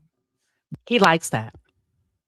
That's disturbing to me, that you would have a smug on your face regarding being in competition with your sister, your little sister, for her boyfriend or a guy that she liked. I don't give a damn if you straight or not. That's still your sister. You are her brother. So immediately what I pick up is he's not loyal. We're talking kid at an early age. He didn't have a deep enough connection to family outside of sexual orientation to put his relationship with his sister over anything else, to forsake all others. And he's getting off on this. Just focus on that part. What are your thoughts, Trey? I mean, I agree with you. It's very odd that he's wanting to compete with his sister or with his sibling for the affection of a man. That's definitely at weird. An early age. Can I go a little bit deeper? Go ahead. That tells me if you was acting like that with your sister, then you was probably competing with Cookie over your father's attention.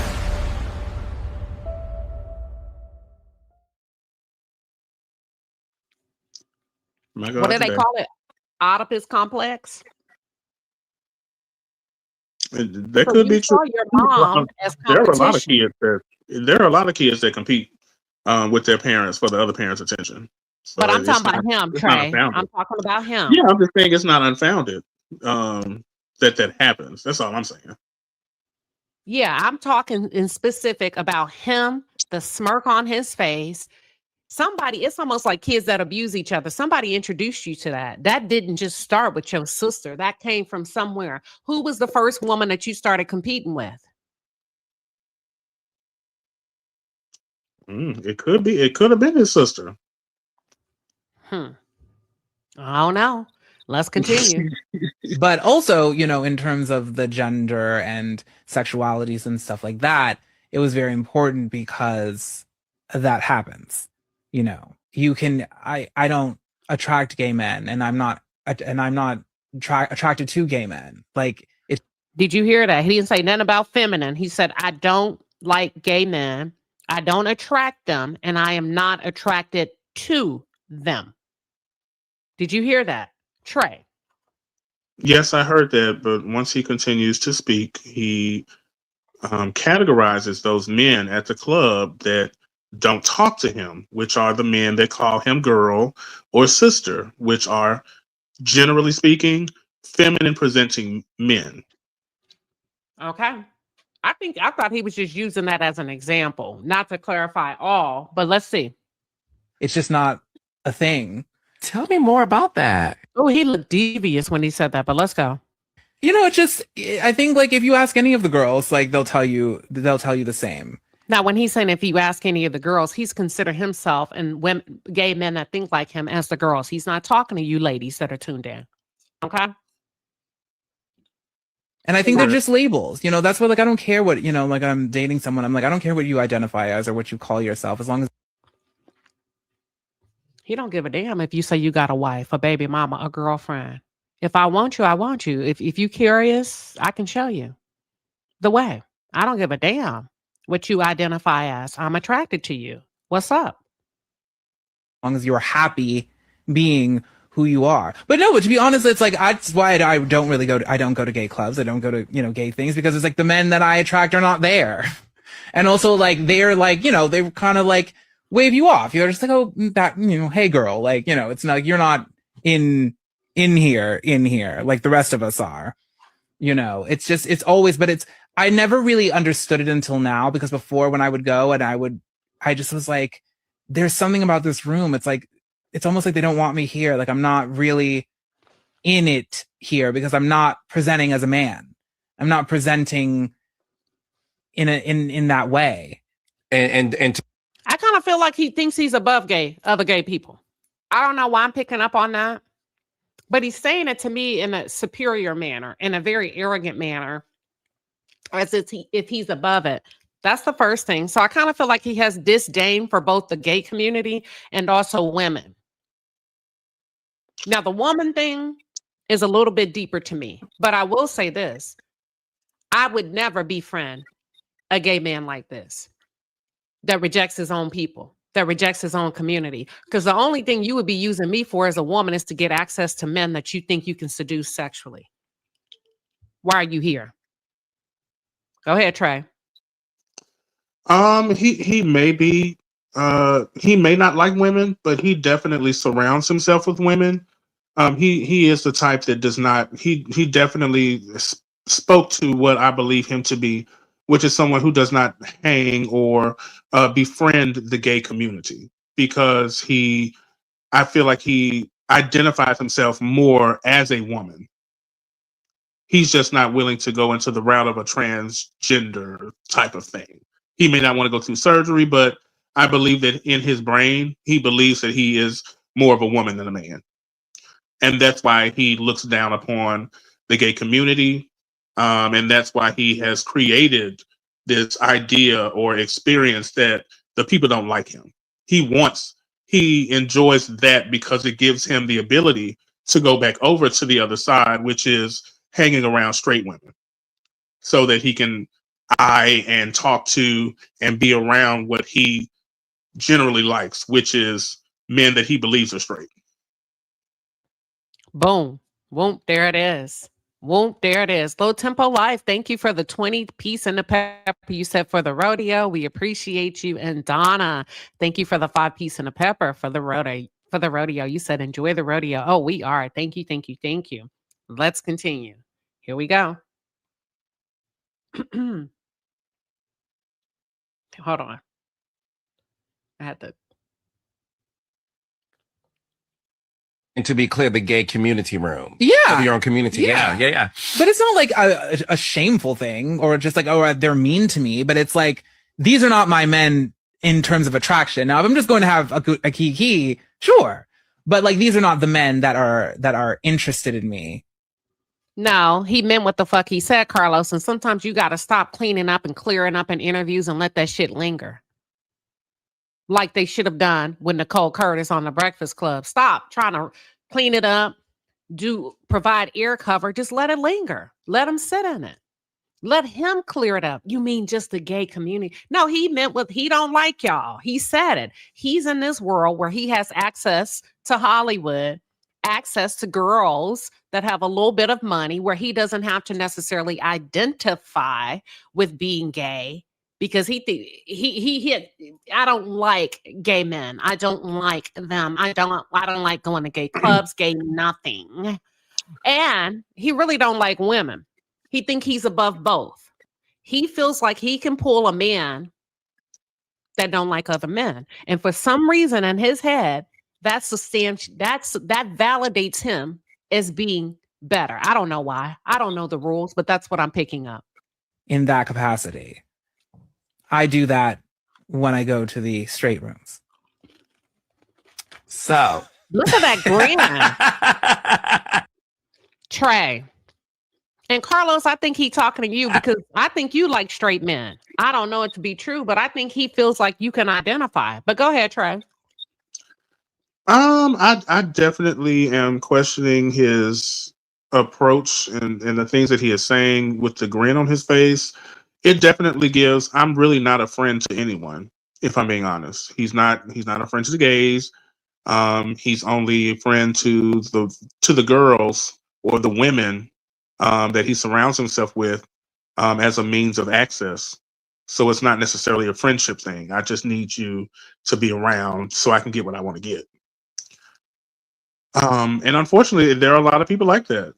But with this one, it's just odd hearing it from him specifically. I kind of think about his upbringing. Like, was Cookie and Magic, were they really as accepting as they like to make it seem? Magic went home. Cookie was. And Magic gave Cookie HIV. So I don't know. It's a lot going on in that house. Yeah, that is very true. Yeah, so I question, because a lot of these types of personality traits come out when you are in the midst of being ostracized from your family, especially as a gay man or a same gender lover. When your family does not approve, your brain will take you to other places to be accepted, if that makes sense. That's fair. K Wood, thank you for the 5-piece and a pepper. K Wood says he actually thinks he's a woman and above gay, and he doesn't want a gay man. He wants a straight man to make him feel more like a real woman. Interesting. I'm picking up what you're putting down. I am picking up what you're putting down. Give me 1 second. Let's continue. So has it always been that way for you in terms of when it comes to men? Has it always been what some people consider the straight guy always being the one that would approach you? Or somebody who, has been intimate and dating, women for most of their life, or like up until then. Yeah, I'm sorry. I was very disturbed by this. For a number, it's almost like he said he don't want, y'all, I'm sorry. Listen to what he's saying.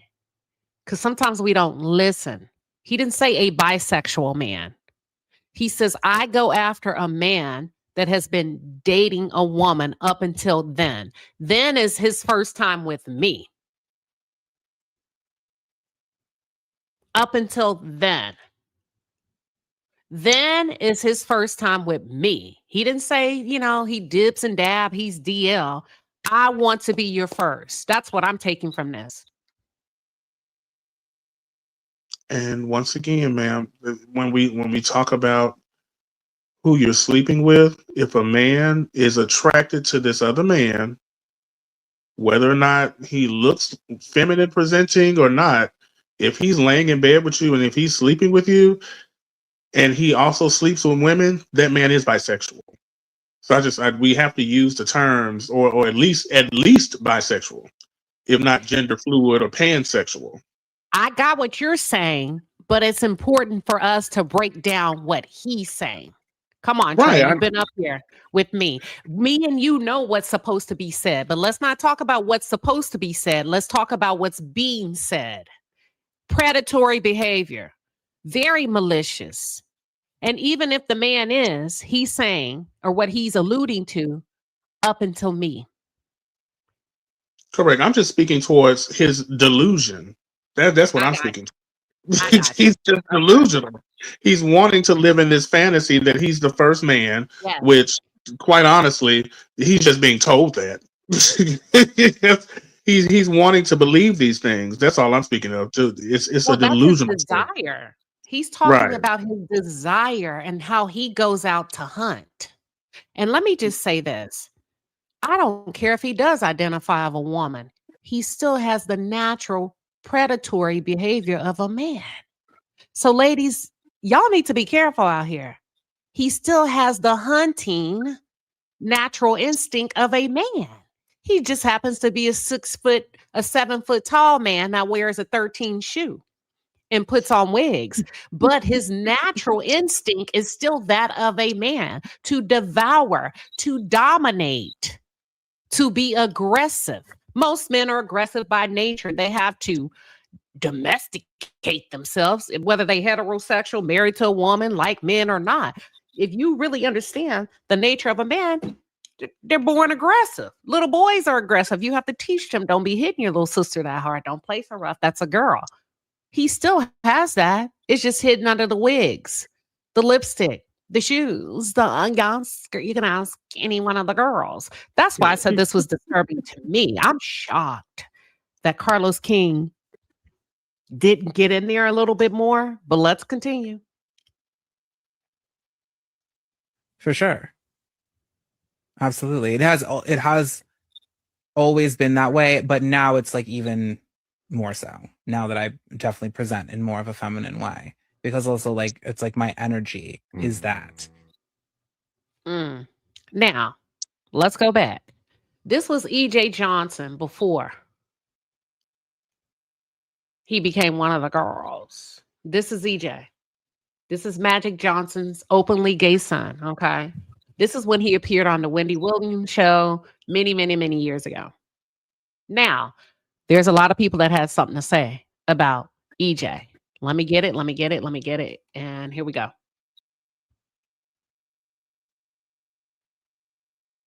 So should have been D1 athlete EJ Johnson took to an interview and basically said he does not do feminine men. He only likes straight men that have only been with women up until they got with him. Ugh. I'm sorry I had to get that out of the way, because what the fuck are you talking about? First of all, those aren't straight men. If you aren't familiar with the gay community or with anything, those are what we call DL men. So let me explain to you what this actually is. This is what he's displaying is called internalized homophobia. Okay? Now this comes about from one or two reasons. One, your family does not actually accept you, and it took a lot for them to come around, or they still haven't. So, or you were raised by a strong, heavily Christian family. So now those ideals are stuck into your mind. The closer you get to heteronormative behavior, the more safe you feel on the inside. We can't also forget that misogyny is a really big issue when it comes to femininity. People think misogyny just means you hate women. No, remember, most men suffer from misogyny. And misogyny is, again, the hatred of femininity, okay? And those who exist within it. And a lot of y'all be forgetting that just because gay men are gay, they are still men. We are still men. Didn't I just say that shit? You can't wipe away your natural instinct. That's not going to go away. Did not just say that ish. You did. I think he is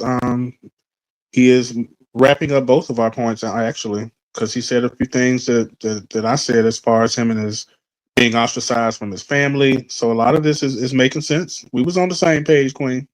Okay. But no, Trey, sometimes they have to hear from a man to accept it. Right. And that has nothing to do with me, right? Or my platform, but hell, they do research studies on that. That's why when the captain comes on, the flight attendant can ask y'all to sit y'all ass down 1,000 times. You're going to still move about the cabin when the buckle seatbelt sign is on. But when the captain comes on and say, ladies and gentlemen, we're going to ask that you please fasten your seatbelt and take a seat. We're expecting a little bit of turbulence here in a few seconds. We've asked our flight attendants to take a seat. We're going to ask you to take a seat as well for safety. Y'all run to your damn seats. So it's not personal. They just, more people tend to believe men when they speak.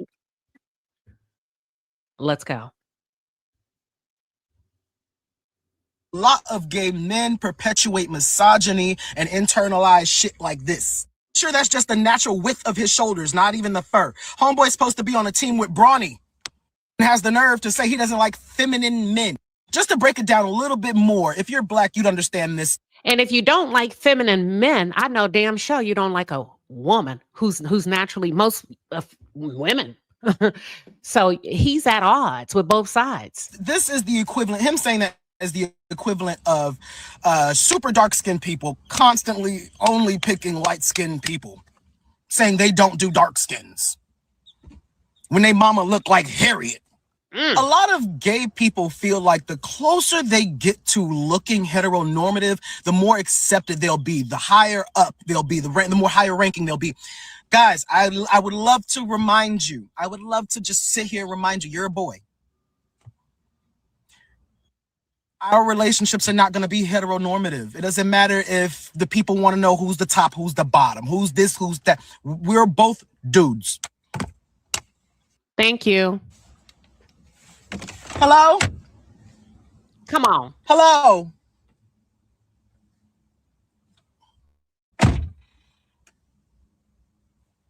Me personally, I'm a princess. And I love my hilarious. I like his he's hilarious, but I like at least he's keeping it real. And he belongs to the LGBTQ plus community. Soft feminine prince. I do. But that's because I love myself. And I love femininity and masculinity and all of the energies because they're all divine, depending on how you use them. They're energies. That's it. So should have been D1 athlete EJ Johnson. Oh my God. This was beautifully articulated, facilitated. It wasn't offensive. It was very empowering. And he actually put out a lot of just, here's what it is. And I see you because I belong to the same community, whether you've adopted us or not. We both dudes. So I don't know how you think you're above us, why you're above us, but at the end of the day, it don't matter what story you tell yourself about who picked you versus what we do over here. You still a damn dude. Go ahead, Trey. Yes, I think he did a great job kind of detailing this. I will say that in my personal opinion, when it comes to relationships and love, opposites still do attract.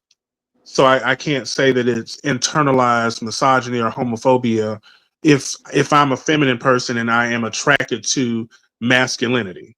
But other than that, I think he did a great thing. He did a great job. Okay. Live Well LA, are you here to talk about the subject matter at hand? I am here to just drop my thoughts on EJ Johnson and this conversation. Yes.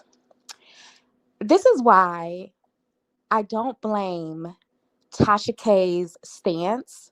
From time to time, you see the misogyny and the misogynoir oozing from the likes of Madison, Funky, and she calls it out. But if you call it out, it's a phobia. AT-Alien sees it, and they say it's a phobia. But just like this creator on Instagram or TikTok just said, it's still deep in there. It's there. There's not this kumbaya loving sisterhood amongst these biological men and their supporters who are usually just Black women. And we sit and we take the abuse and we watch them be extremely violent, abusive with the community that they claim to love. But deep down, it's the same misogynoir, and misogyny. And it pops its head ever so often, actually too often. And I'm glad we have creators that call it out and tell the truth. And we can't just continue to call it a phobia every time it happens. Beautifully stated. That's fair. I thank you, Live Well LA, for coming in and popping in the conversation and sharing your thoughts. We appreciate you, Queen. Listen. Now let's get to another creator that had something to say. Give me 1 second. Here we go. Can I say this really quickly, Queen? Because I just want to be very specific with this. When it comes to Tasha K, and just in general, when you say things that are phobic, they are transphobic. If you know that you have a trans woman who is feminine presenting and asking you to call her as a trans woman, and yet you go behind her and call her a man, and you're looking up for her dead name and saying things of that nature, that technically is transphobic. No, it's not. Let me tell you why. Because you got gay men that come out here and call black women bitches and hoes outside of their name. What do you label that? What type of phobia is that? That there is no phobia behind calling a woman or calling anybody a bitch or a hoe. Why? Where's the phobia? What constitutes that as a phobia? Exactly. So that's why I have to push back and disagree I'm with just your going by argument. the definition. The definition is hate towards this person because of who they are. No, it's not hate. It's called disrespect. So if the worst thing you can call a woman is a bitch or a hoe, and you identify as a girl, then she gonna come back with you with her version of a bitch or a hoe, which is man hands. That's still transphobic, though. That's No, all I'm it's saying. not. I It disagree. is. I disagree. Well, we can agree, disagree, but you know, Okay. Because if women get disrespected, then you can get disrespected, even if you identify as a woman. I'm not saying that you can't respond to disrespect. However, if your disrespect is transphobic, if your disrespect is racist, then it is what it is. It's just a term. Like I don't understand why we're acting like that's not what it is. I'm gonna disagree with you because I can see if a white person came up here and called me the hard NIGGER, then I may say that's, you know what, now you're being racial. But Correct. if I call you, if I call you a man or a boy, and those words are perfectly legal and in the English dictionary, it ain't nothing harmful about that if you have disrespected me first. So I'm going to disrespect you back. Period. I can't get arrested for saying the ER with a hard R. I can't get arrested. You can't put me in prison for saying it. So it's legal. It's legal to call somebody the N-word with a hard R. Okay, but that also makes it racist. That also makes it falls under racism. What about fish? Fish came from the gay the ballroom scene. This was something that fish, the term fish came from the ballroom scene. This was the pinnacle of womanhood. When they have their different battles for they call you fish. This was actually a compliment that once again words mean things and these types of words and rhetorics have been twisted to become negative. It was never a negative term. That was actually a very positive term in the gay community. Okay, but we're not talking about the gay community. We talking about how gay men, hold on. We talk about how gay men use it to attack biological women that are born biologically. It wasn't used as no. That is a term that straight men. Are you defending it? Are you defending it? I am because that is a term that straight men used to describe the genitalia of women when they didn't like them. Gay men were using that as a positive term. It's two different areas, two different sections, two different communities. Well, then let me explain my community. So even when gay men call women fish, it's to differentiate. This is a woman. I'm not talking about the girls. When I say the girl, just like when you talked about EJ saying the girls, he meant the gay people. But that's so when we say the girls, we talk about the gays. When we say fish, that's me having enough power to decipher which context he's using it in, right? So I can't say, oh, he's talking to all of us and playing dumb and just going off wordplay. I know in that context, he means that he's just I'm directing this at my community as the girls, and we're not talking about those girls. So you have to do the same thing. Yeah, I know what you're saying. Oh, the history of it. This is how we really came to use it. But let's talk about the context and the way that it's being used now to disrespect women, to talk about a natural musky, musky, odor of a vagina, which is actually healthy.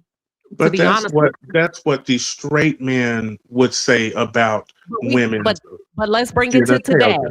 Okay, that's we get what that I'm saying today, Okay. yesterday, and the day before. When all the black women decided to, or when all women were decided to come against T.S. Madison about using that term because they didn't like it. What did she do? She decided to stop using. She learned and said, "Well, I'm just going to not use that term." We're not talking about TS, right? We're talking about in period. Like when you said when I'm talking about period. I'm just using her as I'm using her as an example. But once again, I don't know. I have not seen any gay person talk about a woman's genitalia or her vagina and calling it fishy and all this type of stuff. When I hear fish from a gay person, I understand. When I hear a gay person say fish, they are talking about a woman, or they're talking about a trans woman who embodies the femininity of a woman. So much so that it is at the top, at the pinnacle. That's all I'm saying.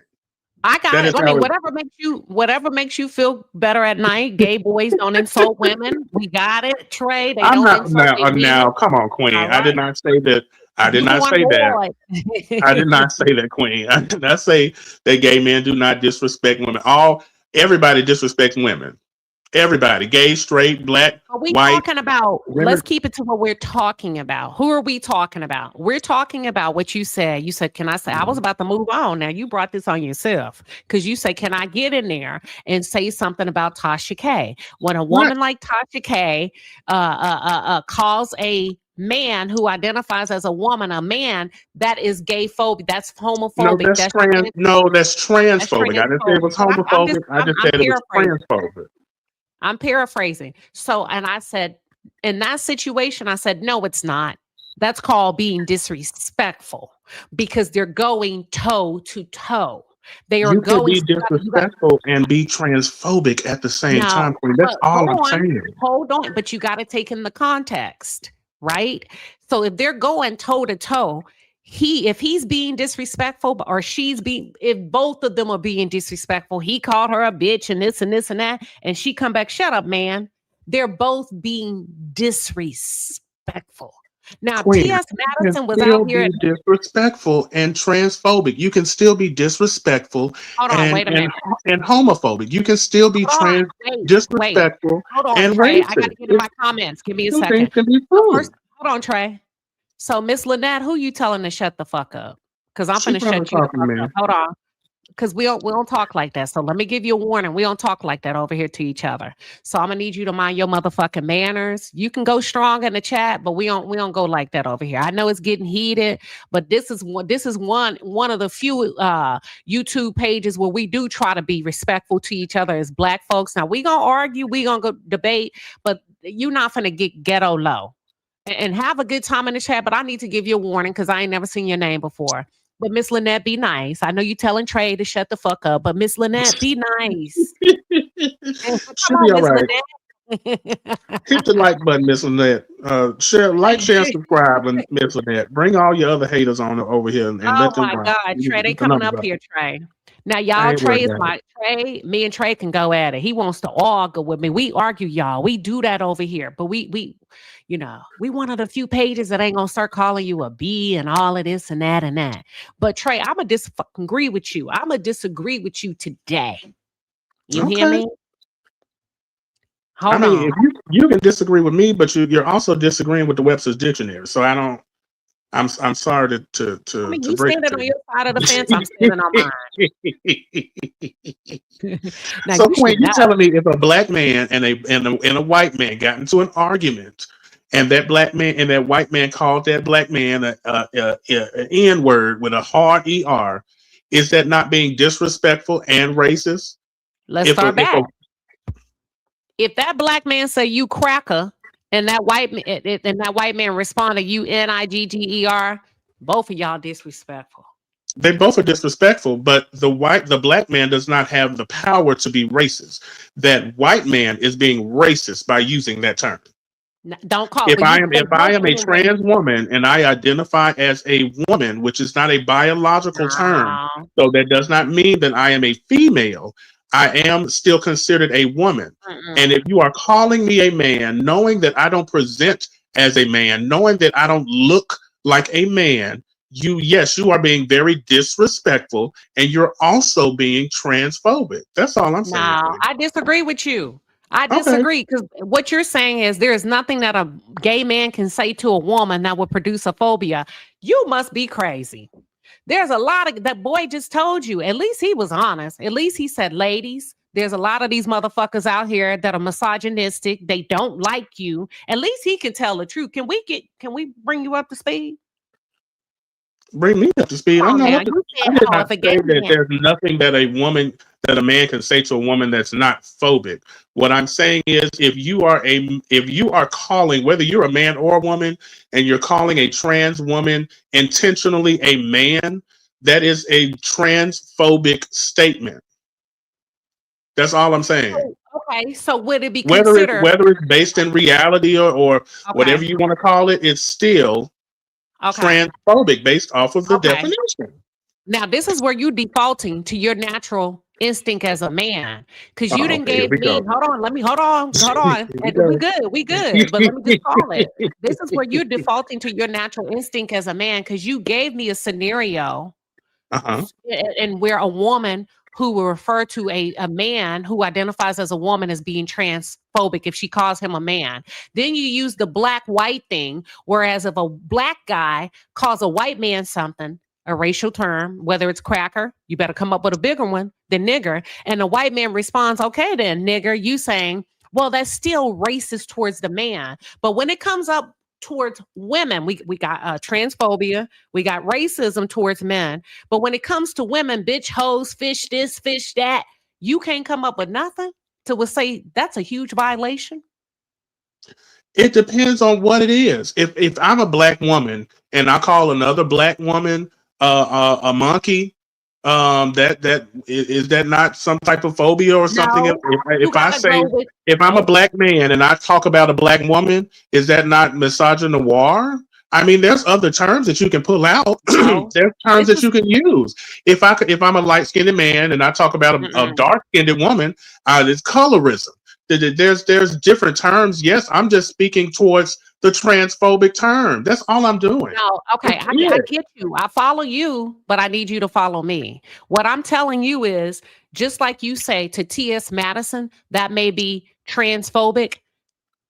As a woman, we are telling you that you can't tell us what's offensive to us and what ain't. So just like the trans have language that's offensive to them, and then black men may feel offended if a white person say this, do you have the same space to hear us as black women and say, don't call me that shit?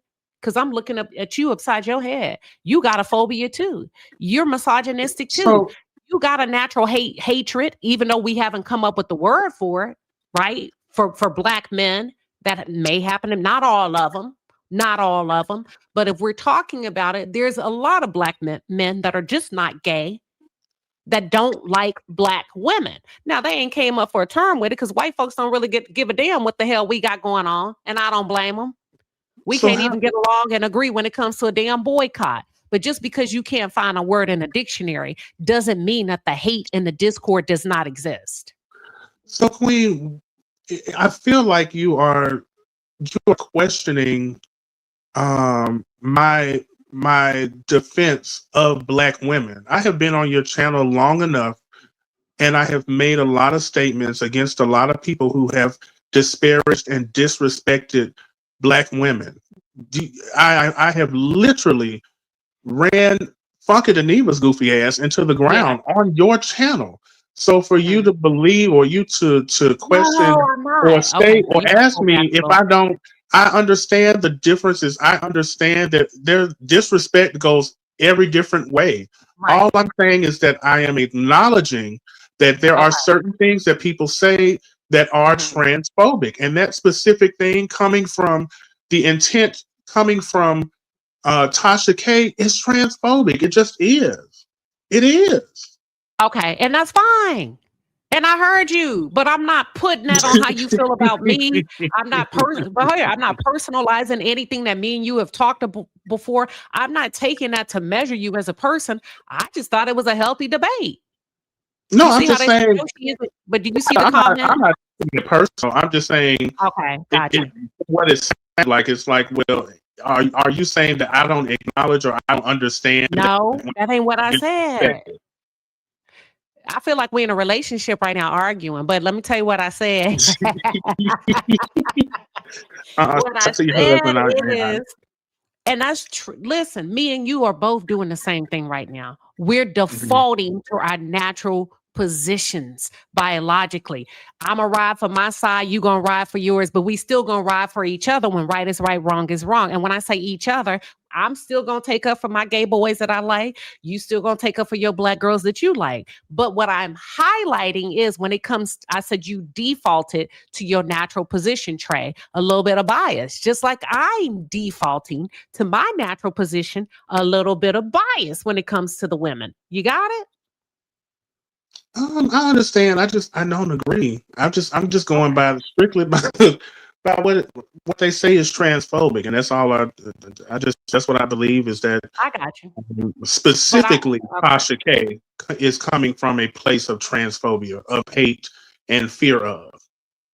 But that's just my opinion. They said, "Bring it, Trey."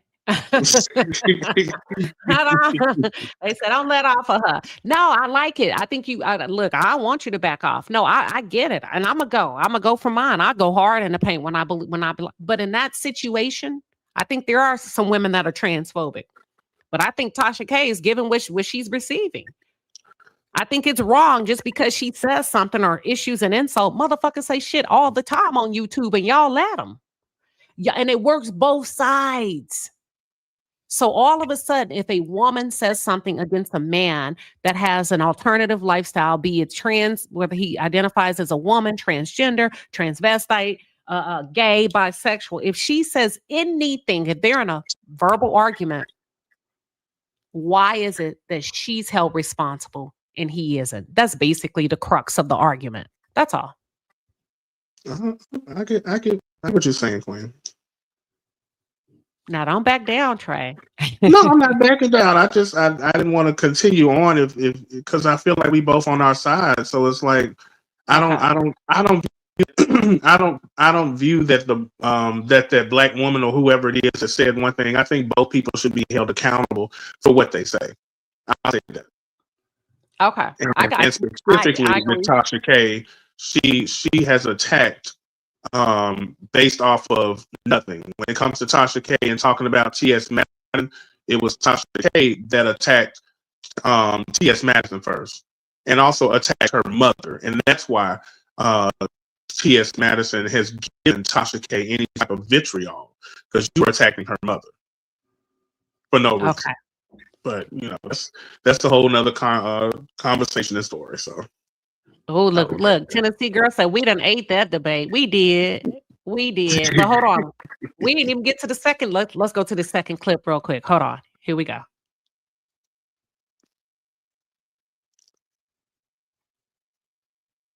Oh, shoot. Hold on. I got to take the overlay off. Give me 1 second. And I told Carlos on text message that. Uh-oh. Sorry, y'all. Here we go. I didn't know it was playing. And I told Carlos. This is Funky Dineva. He seems to have an issue, or he's taken up issue with E.J. Johnson's interview with Carlos. He didn't like it. This is just a snippet of what he said. Let's play on text message that I was a little pissy with him because he didn't challenge some of this. And one of the questions that I would have asked is, if you pull straight men, then are these men willing to be seen in public with you? And then if they are willing to be seen in public with you, then does that kill the whole fantasy of them being straight, or does that defeat the whole purpose? And I'm here to tell you that if that is the case, sis, you do deserve more. You deserve more than that. Now, I completely sympathize with you and empathize with you because I know your experience in the gay club. The girls probably ain't been checking for you. But when you pull these straight men out of these straight places, like, are they willing to be seen in public with you? Then the second thing that we have to ask ourselves, EJ, is because number one, let's just stop calling them straight. They're on the down low and they're not comfortable with their sexuality. And you can dress it up as, I don't want to hide behind labels, all you want. You can dress it up like that all you want. But the fact of the matter is they're not comfortable with their sexuality because they're not out. And they're not out with you. And they're in the straight places. Okay, so is it the thrill?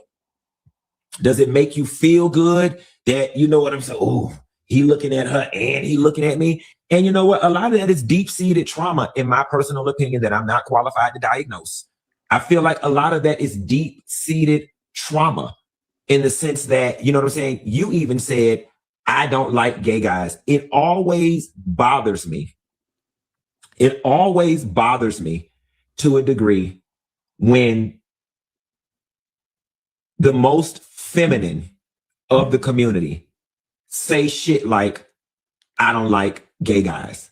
Because I am pretty sure that there is a shit ton of masculine presenting out proud gay boys out there for you to date.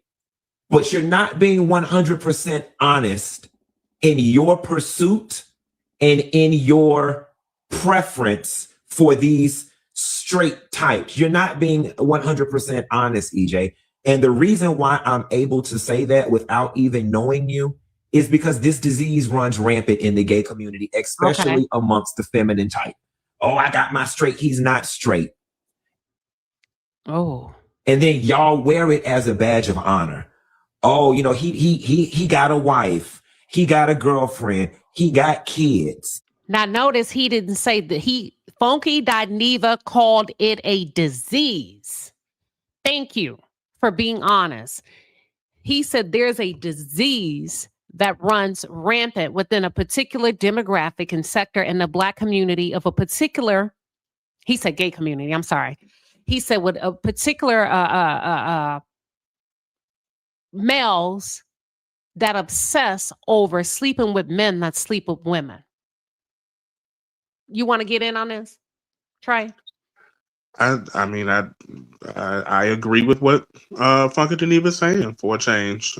He has not said one lie in this statement, and it's really sad because a lot of it, unfortunately, starts at home. A lot of this internalized homophobia starts at the home, and being ostracized, and being told that it's not right, or you're not, or you're other than, you're different, you're a demon. You're a devil. You have an evil spirit. You're not of this. You're not of that. A lot of that plays into how you become as an adult, and it's really sad to see this, especially like Funky was saying. A lot of these very feminine presenting gays are the first ones to say that they don't like gays. They don't like the gays. They don't like this. They don't like that. And they, you know, some of them do run to the quote unquote straight community for these DL men, or these men who are just bisexual and haven't come to the terms of that. That's good. That's good. Somebody says EJ is entitled to his preference, including your husband, your son. Because he said he prefer, and I don't disagree or agree, but I'm just saying. Yeah.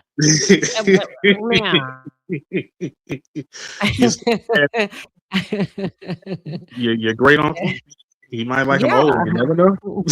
He said, I like them that have been with women all the way up to the point that they get with me.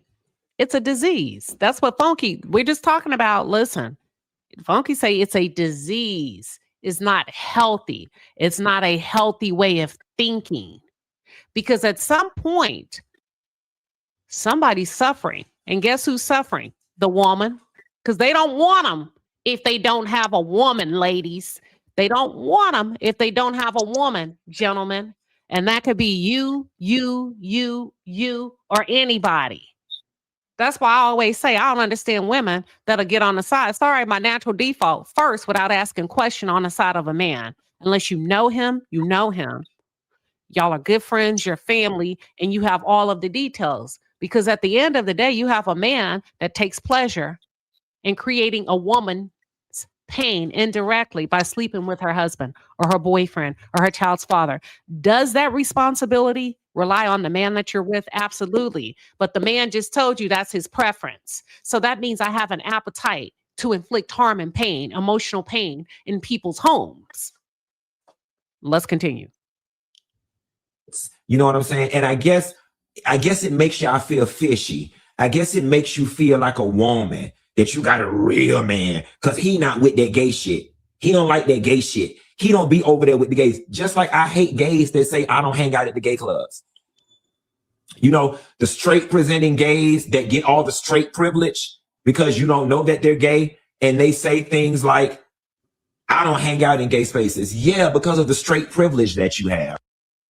And I told Carlos on text message that I was a little pissy with him because he didn't challenge some of this. And one of the questions that I would have asked is, all right. So somebody said the issue isn't with EJ. The issue is with men who lie to women. It is. It is. It is. It is. It's no different than men that like children. I don't mean in that sense. Your preference is your preference. Let me just say, let me scrap that. Let me see how I want to explain this. There is an issue with it.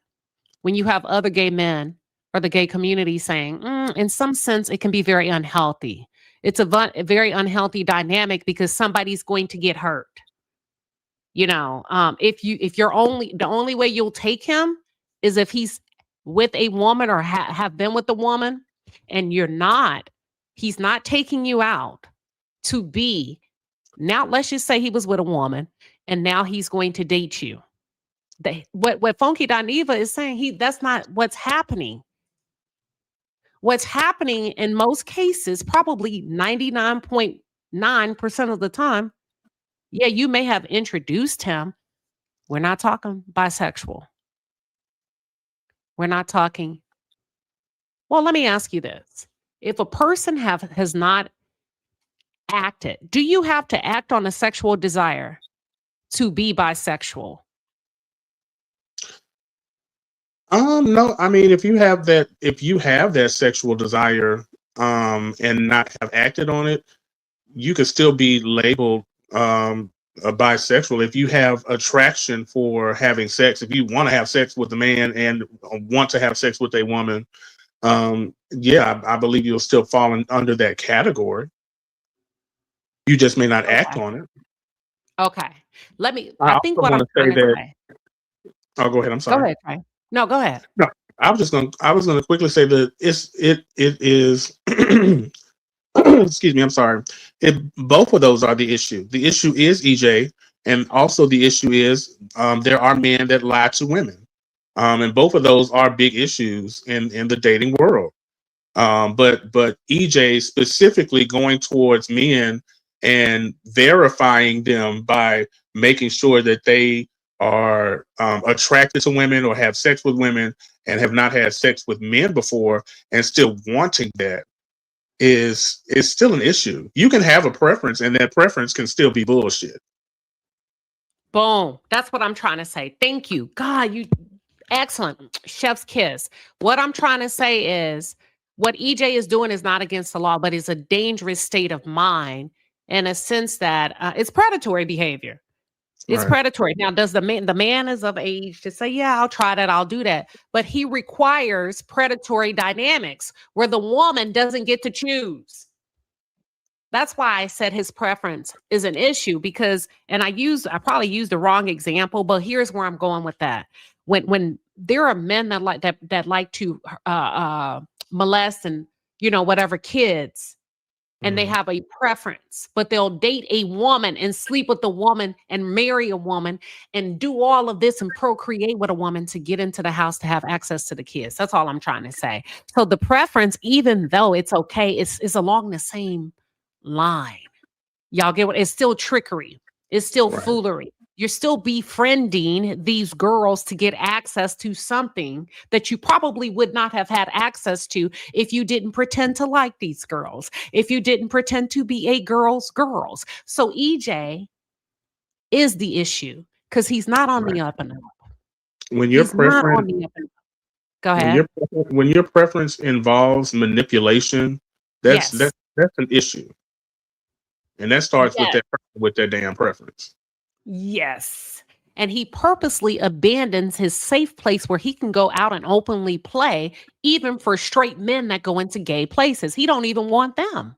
He don't even want to hunt in gay places. He wants nothing to do with it. He wants to go on enemy territory. He wants to go into somewhere, other territory, and see what he can come up with. That is that to me, that's a flawed preference, and that's sin.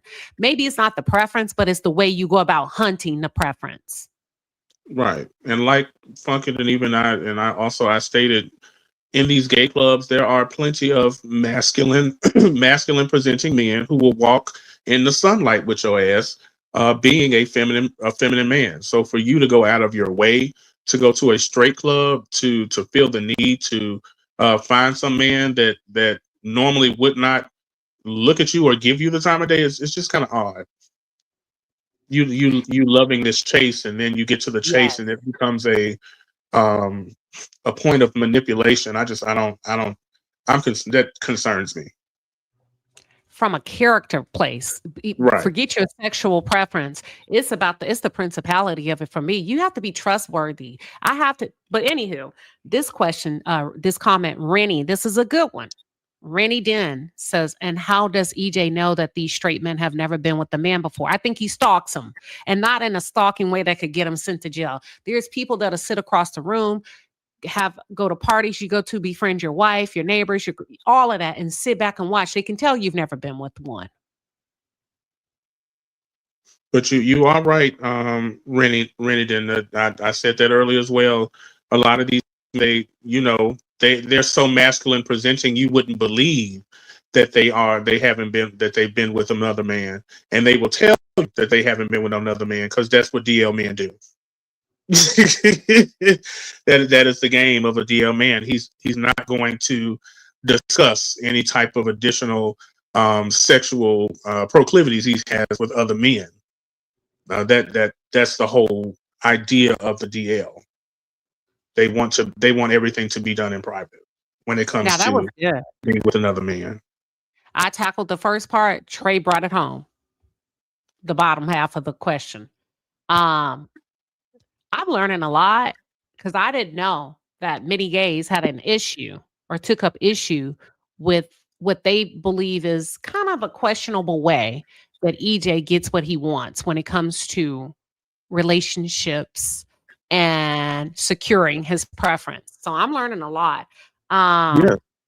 And I think that also speaks to a lot of what's going on when it comes to this other situation with T.S. Madison and this DL Whisperer dude. He's not really doing anything to release it, but there's this idea that gay men are okay with DL men. Most gay men don't like the DL shit. They don't want to be around it.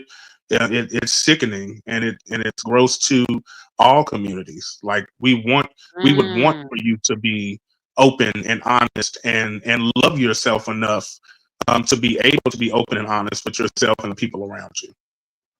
It's hard enough coming out and being an open gay man. We would never.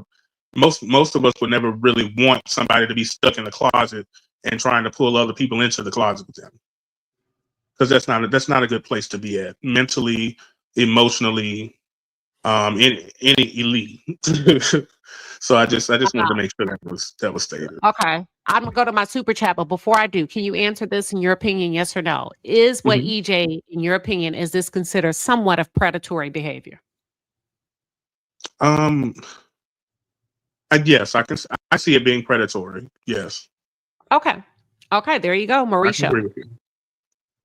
There you go. All right, let's get to this super chat, baby. You better get in your bag. You better get to the bed. Don't don't let them hoes stop your bag. If you got a problem, just know I'ma make you mine. Hey, you better get to the back. They got to the back. Thank you, Zay. Zay, listen, we's up here arguing. Were we not, Zay? Zay had to put $100 down, Trey, to get me and you to behave. Hold on.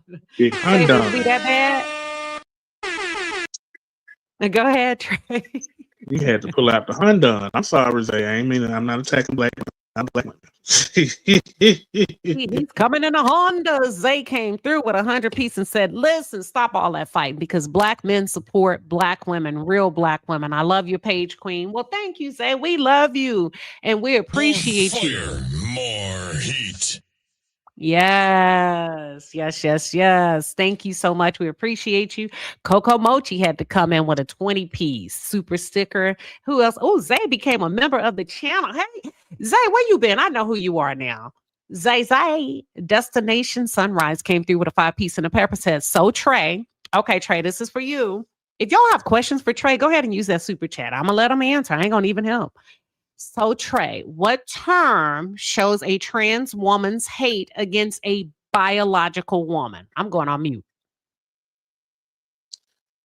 What term shows a trans woman's hate against a biological woman?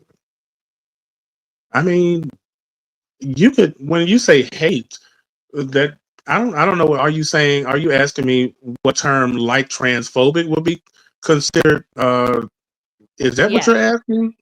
Yes. It depends on what it is that they actually say about the woman. It can still be seen as colorism, racism, whichever one you want to pick. I'm just strictly speaking on the terms and the outliers of what transphobic statements mean. And you don't have to be you don't have to necessarily be called transphobic. Even if you just make a transphobic statement, you can just be making transphobic statements. That doesn't automatically deem you as a transphobic person. I'll say that. All right. We hope that helps to the person that utilized this. That was a good question. That was a good one. Thank you. K Wood came back with a 2-piece and a pepper says also another reason. Billionaire dad talking about EJ and his preference. Listen, could be. That was a hell of a listen. Me and Trey ain't never danced like that before, have we, Trey? I think I scared him. We was dancing, y'all. We danced. We did the funky 2-step today. Okay, Trey, we can hear you. Oh yeah, I was listening. I was reading the and it said, "Why is it so hard for you to recognize and acknowledge misogyny?" Let them pay for it. Let them pay for it. So we can highlight it. Those terms. So I use those terms in my argument. So I'm not sure. Okay, so let's do this. Hold on. Damn. Okay, let's go to Jamal Bryant real quick. And then I don't think we're going to get to Dwight Howard.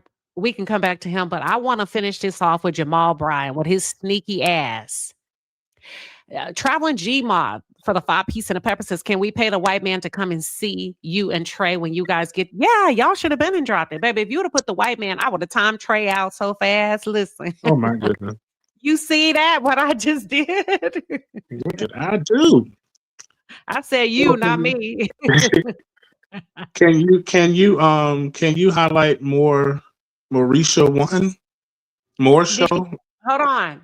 Let me No, they didn't pay. I'm sorry. But I like if it's a super chat. No. Oh, I'm sorry. No. My bad. But she kind of answered the question though in a way that I wasn't able to. Follow my lead on that. They got to get these super chats flowing. I highlight a lot of free questions all the time. No, it's not a question. It was the answer to that, and I agree with that. I didn't know the term. That's all. Let me see. The gynophobia. A cis woman. No, more show one. No, I can't highlight it because that stops me. I can't. Okay, Let me tell you why. I just be doing comments as they come through. Now I'm scrolling all the way to the top and stopping and trying to find a comment. No, this down at the. I'll just say what they said. Yeah, go ahead. It's the gynophobia is a primary term for irrational, morbid, or excessive fear or hate for women. It's the one two up. The first one. No, because then I'm stopping the show to go through comments. So no. I got you. Okay, all right. But yeah, so let's go. There it is. Go ahead. No, I'm just saying that, and there it is. There's your answer. Gynophobia. That's what they be called for fear or hate of women. Trey, they say they love you when you come over here. Y'all give a lively discussion over in the palace. You lucky Tulsa wasn't here today. Oh, she would have ate y'all up. Baby. Tulsa, we got the hollering at y'all to stay off her damn phone.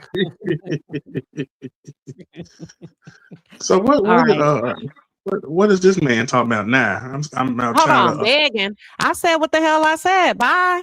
Girl, do you not know how much money we give away over here all the time and do nice shit for my people? Bye. Bye. Bye. See y'all later. Yeah. Bye. As much as we do over here, I damn show did say use the super chat feature. I did. Bye. You don't have to. But begging, never that. My people know me. They've been over here. They know what time it is. To my begging. Girl, YouTube takes half. It would take you a lifetime to fill my pockets up with as much as YouTube takes off. So stop it. I said what I said. We're prioritizing super chats. I done went through the chat all day with free. Do it every fucking day. Queen, they talk about begging, but then be the first one to click the link when it comes down to do the spelling bee.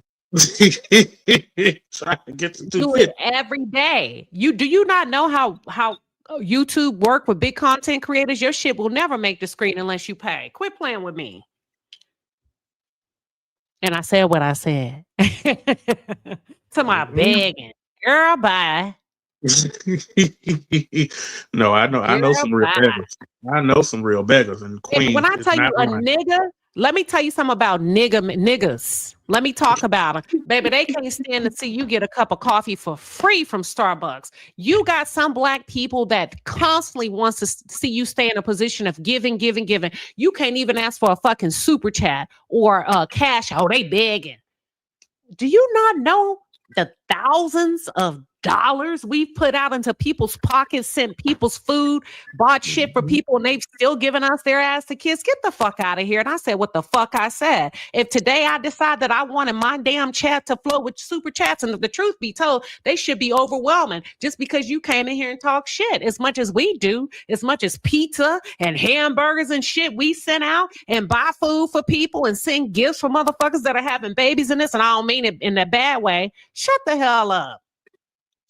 And I'm thankful for those of you that do give back. I'm thankful for those of you that do think of me. Those of you that said, let me just send Queen a little box of popcorn, send her a little coffee, this and that. Begging? Girl, bye. Baby, this ain't begging over here. Now, I know it's plenty of YouTubers that I know a few of them who done killed off about 15 different family members on the YouTube begging, just making up people to die. But over here, not at the palace. We don't do nothing like that. The white pages get Look, when I'm telling you, you'll probably think it's Christmas lights on their pages. Their viewers love them. Niggas mad about giving $5. You can't even fucking take up $5 in a black YouTube space before niggas start saying you begging. Ugh. Lord have mercy. Lord, please rid my page of spirits like that. Oh my God, as much as we do, thousands. We've had people call in. We raised $4,000 or $5,000 for them, and they ain't never asked for nothing. Girl, bye. Okay, let's move on. Hold on, we got about 3 more. We got 3 more, ma'am. Money comes to me. You know what? Let me do that. We're gonna override that. Money comes to me, flowing effortlessly. Money comes to me, comes to me. Money comes to me, flowing effortlessly. Money comes to me. Money.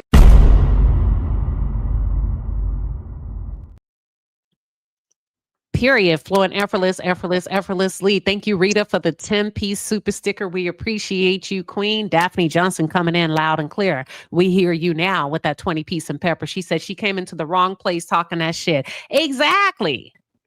Because when y'all don't give, my moderators don't get anything on a monthly basis. I'm a very generous content creator. Now, just because I don't tell y'all don't mean it ain't going on. Please. Coco Mochi came back. Listen, can you hear me now? Loud and clear. All right, Palace, the Super Chat squad is in the building. We appreciate you, baby. The Super Chats are fire. Get in your bag. That's a lot of money. It is. Thank you, Coco Mochi, for the 50-piece and the pepper. We appreciate you, Queen. Nick, your girl next door, came back and put a little stank on it with a 10-piece and a pepper. And then, listen, Zay ain't trying to hear that bullshit. He came back and put a 20 on him, period, point blank. And if you understand how YouTube works, they take 50% of it, but you don't hear me crying about it. We make it happen around here because we appreciate any and all gifts. Thank you, Aquarius, 1982 with the 5-piece and the pepper for the override, because that's exactly what we need, an override. Shut up!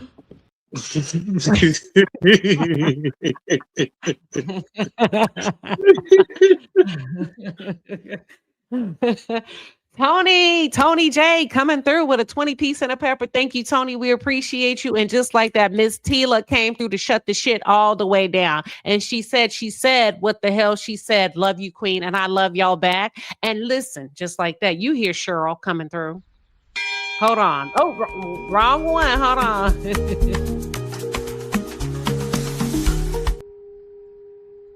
Yes, Cheryl came through with a 50-piece and a pepper. We appreciate you, Cheryl. 9681. I used to call Cheryl Crystal for about a year until she had to come up here and let me know. My name is not Cheryl. My name is Crystal. Yeah, all that's right. what I thought it was when I looked at it. I said, "Is that Crystal? Krill 96?" Cheryl. What's up, Cheryl? Miss Cheryl. Come on with the Y. I ain't never seen that's real fancy. It is Miss Neem 1227. Thank you for the 5-piece and a pepper. She says it's called support. We love Queen and Trey. Boom, just like that. I can't believe somebody, you know what? Y'all say the darndest thing. And to be honest, I'm not even trying to be. Sometimes some people, they just don't know. They go into spaces. They take the good content. They take the good, and they don't give shit and get mad when we have the audacity to say, hey, if you want to use that super chat, we'll highlight it. Why not? I like to share with my moderators and do nice things for them. Send them Christmas gifts. Not even just Christmas. Y'all have no idea how the love is spread around here. Thank you, Gina, coming through with a 5-piece. She says Queen Sheba and the Palace are the place to be. No begging over here. Girl, bye. Look, all the way by. Low Tempo Life, thank you for the 20-piece. She said, where the fuck she thinks she at? This is the Palace. Nigga shit. Niggas that listen, that Jamal Bryant type shit, nigga shit. Where you can't even... You gotta just keep giving, and they'll suck you dry. But God forbid if somebody want to bless you. That's why I tell y'all, let them people love on them the way they want to. SG, thank you for the 5-piece and a pepper. You says, thank you, Queen, for all of my Starbucks chai lattes sponsored by the Palace for over 2 years, but they don't talk about that. For over 2 years. You do the fucking math. Free coffees over here until somebody came and we grew and they took advantage of it. Girl, bye, beg and wear. The Palace got money, baby. While y'all talking. Daphne says she came in the wrong place talking that shit. For real. I did. And half of it go back to y'all anyway. For what YouTube don't take, or I foot the bill for the rest. I cannot. I rebuke that in the name of Jesus. I do. All right. So we're going to get into this Jamal Bryant thing. Shit, she done set me off. As hard as I work. Listen, Trey, I'm sorry, baby. That lady set me off. Yeah, I don't know what she was talking about, baby. We ain't gone. Goodbye. Right. Nah, we don't block them. We ain't that damn sensitive now. Nah. No, I just said bye. See you later. If you leaving. Oh, she said I hope. Oh, I see. You said that wasn't nobody but that person over there always coming to oh, I see. Oh, okay. I was about to say, who the hell is that? Oh. I got you. She got a damn weapon shooter. Was that Jackson? She came back. She was mad because y'all had said she was. Yeah, I'm sorry. I'm sorry. We can move. Look, I know I'm gonna play it real quick. So y'all, people are pissed off at Jamal Bryant. Let me play the clip. Here we go. And we talked about him yesterday, but sometimes we're just early. And we don't have the numbers to get behind it. But Rachel, okay, here go my dogs. Here we go. This is Rachel from The Bachelorette, by the way. Rachel Lindsay. Okay. My biggest problem with Jamal Bryant is that he centers himself in everything. I thought Jamal Bryant started the Target boycott. I thought he did it with Nina Turner and Tamika Mallory. It was that the women came together, they brought him on to bring the church and, you know, to make it more widespread and national and to have a bigger movement. He does this video where he claims the Target has met their 3 out of the 4 demands and he declares it over. How do you declare something over? You make yourself the face of it. You declare it over and you didn't start it. And the headlines are extremely confusing. You have people asking the very question that you started this off with. Are we boycotting it? Are we not? You have Nina Turner and Tamika Mallory saying, no, they have not met the demand and they're still boycotting it. While Jamal Bryant standing in front of a Target sign is telling you it's over. You didn't start it. It started in Minneapolis. You should have said you're removing yourself from it and it's over for you. But now that you've come out and you've held this press conference and now these headlines, it's causing harm to what the original people who started it a month before you got involved, a Black woman, you're taking away from the work that they're doing and they're not saying it's over. And the further you research into it, they have not met the demands. They have not apologized publicly. This new CEO has not committed to bringing back the DEI initiatives and programs that existed before. They've merely renamed it with something else and said they'll look into the research of it. All they've done is committed to paying out the money that they already promised they would do prior to this boycott even starting. So what is Jamal Bryant talking about other than trying to establish himself as the beginning and the end of this boycott? I'm not saying that he did not bring this to a bigger audience and gather and corral people to boycott Target. I'm not saying that that wasn't good and that he was not beneficial to that. The problem is he's taking credit for something that he didn't start and he's ending it when Target has not answered the call from the boycott. My biggest problem. And here's the thing.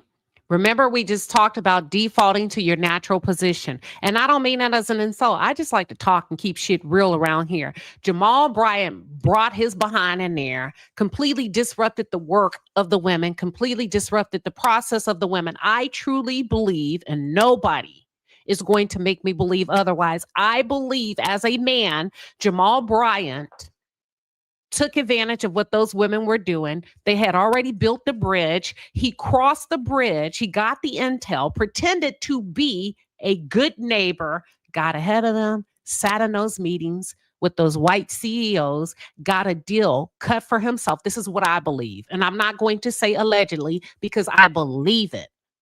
I don't know if he did it or not, but this is what I believe. Shook hands, got a deal, and came out on a behalf of those people over there and ask the Black community to back down. I think it's disgusting. I think it's wrong. And I think it's misogynistic. I think it's a slap in the face to what those women were trying to do.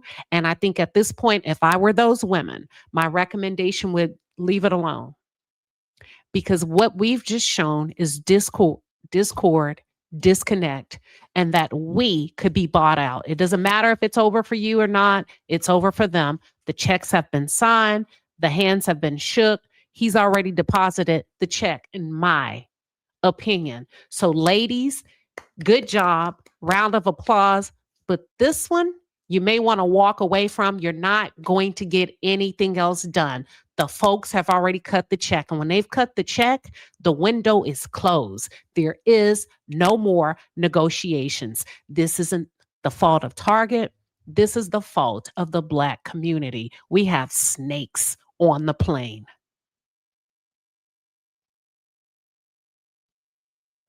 I fully agree with you, Queen. That man is a charlatan. And it only makes sense that he's over there at Eddie Long's church. No shade, but shade. It's disrespectful to that black woman, and I think it was 2 black women, or was it a black woman and another black man that started? It was 2, the Tamika boycott. Mallory and Nina. I'm sorry, is her name Nina? It's 2 of them. Okay, yeah. Whether or not it's disrespectful to them, it's disrespectful to the people of Minneapolis, the black people of Minneapolis, everybody who has been a part of the boycott. Me personally, I wasn't a part of that said boycott.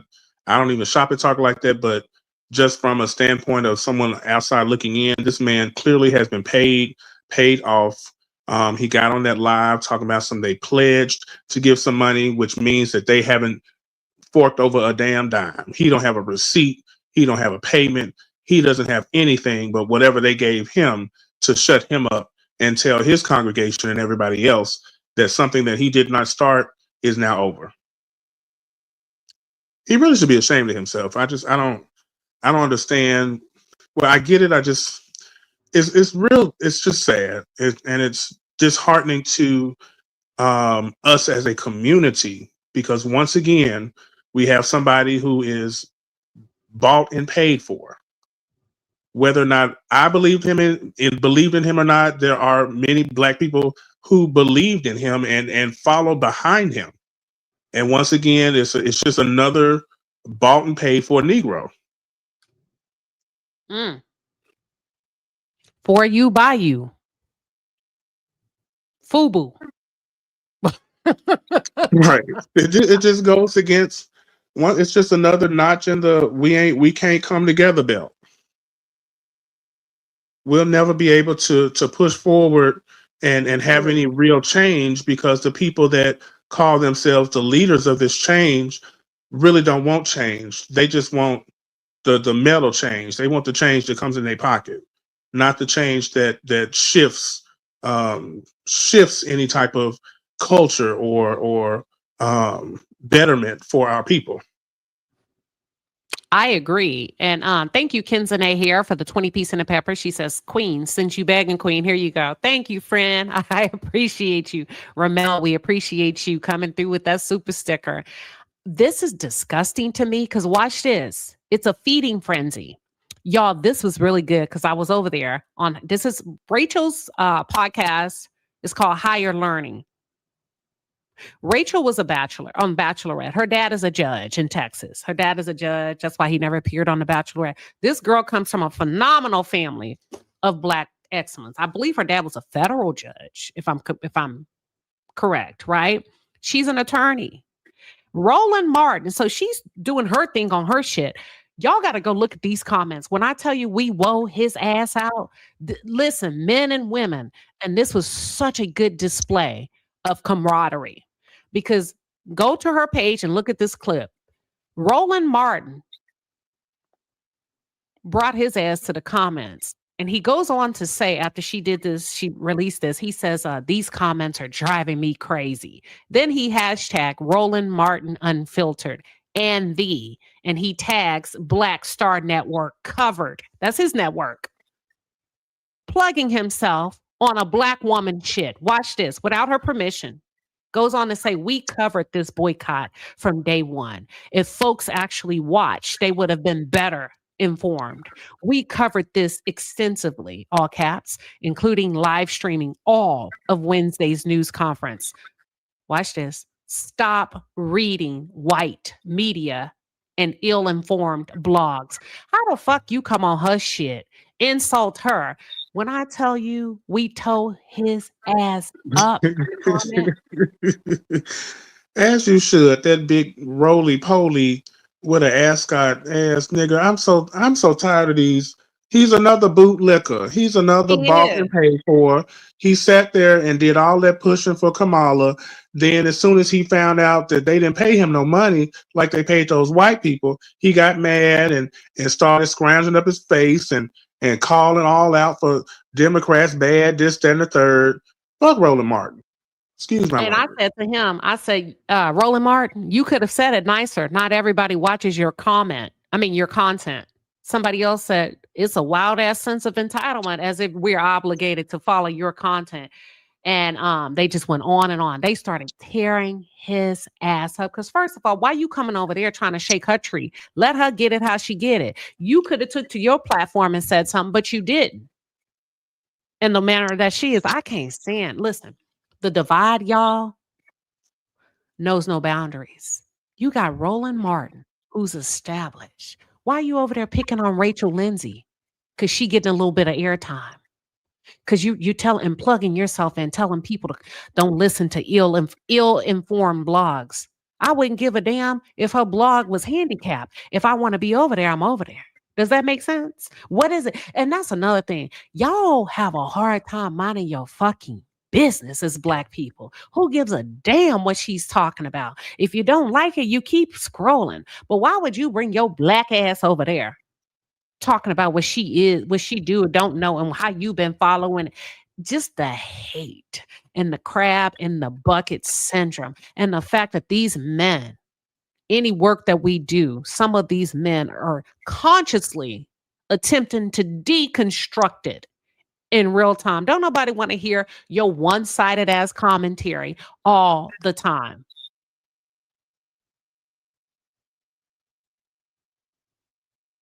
I agree. He's trifling, and just to try to piggyback off of her and plug all of his stuff. If the people want to watch you, they be watching you. You've been around long enough. If your commentary and everything was enough for Black people to watch, they would be watching. This is not a time for your commercial. Say what you need to say about the content or the topic and leave it there. Wonderfully Wonder says she didn't give the wrong, she just gave credit to one of the ones that didn't start it. But the point is, there's room for error in blogging, because he called her a blogger, not a journalist. There's room for error with her because she's a blogger, not a journalist. He, on the other hand, graduated from Texas A&M here in Texas. He's a journalist. So there's no room for error for him. So he need to take his Black ass back to his corner and sit down. That's not very ladylike, Roland. To come over there. What's really the point of him talking about? What's really the point of him talking about? Oh, he been talking about this. Okay, and this is a current topic. So if anybody wants to talk about it, they can. Who cares about what you started? If you started or not, you didn't start you weren't the originator. You didn't even actually start the boycott. So what are you talking about? Period. And everybody don't have an appetite for you, and it's okay for people to go where they go. Why are you on that lady? Stop trying to mess up her dollar, her coin. Like, that is baffling to me. But you know what? I'm glad I saw it in real time, because I thought it was just a lower level energy. It goes to show it's not. It's not. Hell. And then somebody told me, well, when will we see Roland Martin? And I put, Rachel, you better not invite his ass on your show. Nah, he disrespectful. Okay, so look, let me see. And then we have one more clip and we're out of here. Thank you, everybody, for hanging in there. Give us about 2 more minutes. Let me see if I can find it. If I can find it, I'll play it. If not, we out. Let me see. If you can, hit the like button, share, subscribe, join the membership. You know, she got a lot of good stuff behind the paywall. You know, people love to talk about the paywall, but baby, Queen has content, baby. This ain't no paywall that you just ain't gonna have nothing. She got a lot of good stuff behind the paywall now. I'm just letting you know. Thank you, Trey. I found it. So this is Nina Turner. I am not encouraging people to go back and shop at Target. It really is a sin and a shame that it took them this long for us to get to this point. I think what the three of us, for a brief moment, let me just speak for the three of us, which is Leader Mallory laid it out, that we came to give an update because the people who participated in this with us all over this country deserved an update and to know where we are. That is so wrong, y'all. What he's done to these women. It's almost like if they were creating the Underground Railroad, you went and turned them in exchange for 50 pieces of silver. To defy the work, the progressive movement that these women, it takes a lot to get out there and influence the masses, if you really understand the gravity. Now, yesterday, I was on some other stuff, but I'm just showing you how diverse I can be in my content, right? But for him to purposely deconstruct the efforts, the progress, that's pretty sad. Let's continue. Based on the update, the history, the information, and the update, people have to decide whether or not Target is worthy enough for you to go back in their stores. I personally, and as Leader Mallory laid out, her mother even saying she's not going back, I'm telling you, I am not going back. And particularly because we are owed a public apology. And so I want to see the Target CEO, just as they quit us publicly, they need to reaffirm their love for us publicly. I think at this point, any apology that you demand should include Jamal Bryant. What good is it for wanting Target to apologize to you when you got one of your own doing backhanded deals? Does that make sense? I totally agree. I think the first apology should come from Jamal Bryant, if I'm being honest, because you're not going to get one from Target. I'm sorry. I'm just being real. But the Jamal definitely owes you an apology. Yes. And Jamal Bryant wasn't even loyal to his own wife and family. So, talk about history it. me, absolvera. Welcome. Hi, Queen and Palace. I'm going to try to make it really quick. I have been listening for a while because of your corporate segments. I called in last week because of something in my corporate job, calling out racist slurs against Black folk, which I'm not. I remember that. Yep. So just so you guys know, I am Gen X. I'm playing the long game. Don't worry. I hope to have a very intriguing update at some point. But I just wanted to say this because I am seeking counseling for my trauma, for my corporate job through my EAP, which for those of you who don't know, that means my employer is paying for my therapy because of my trauma from my job.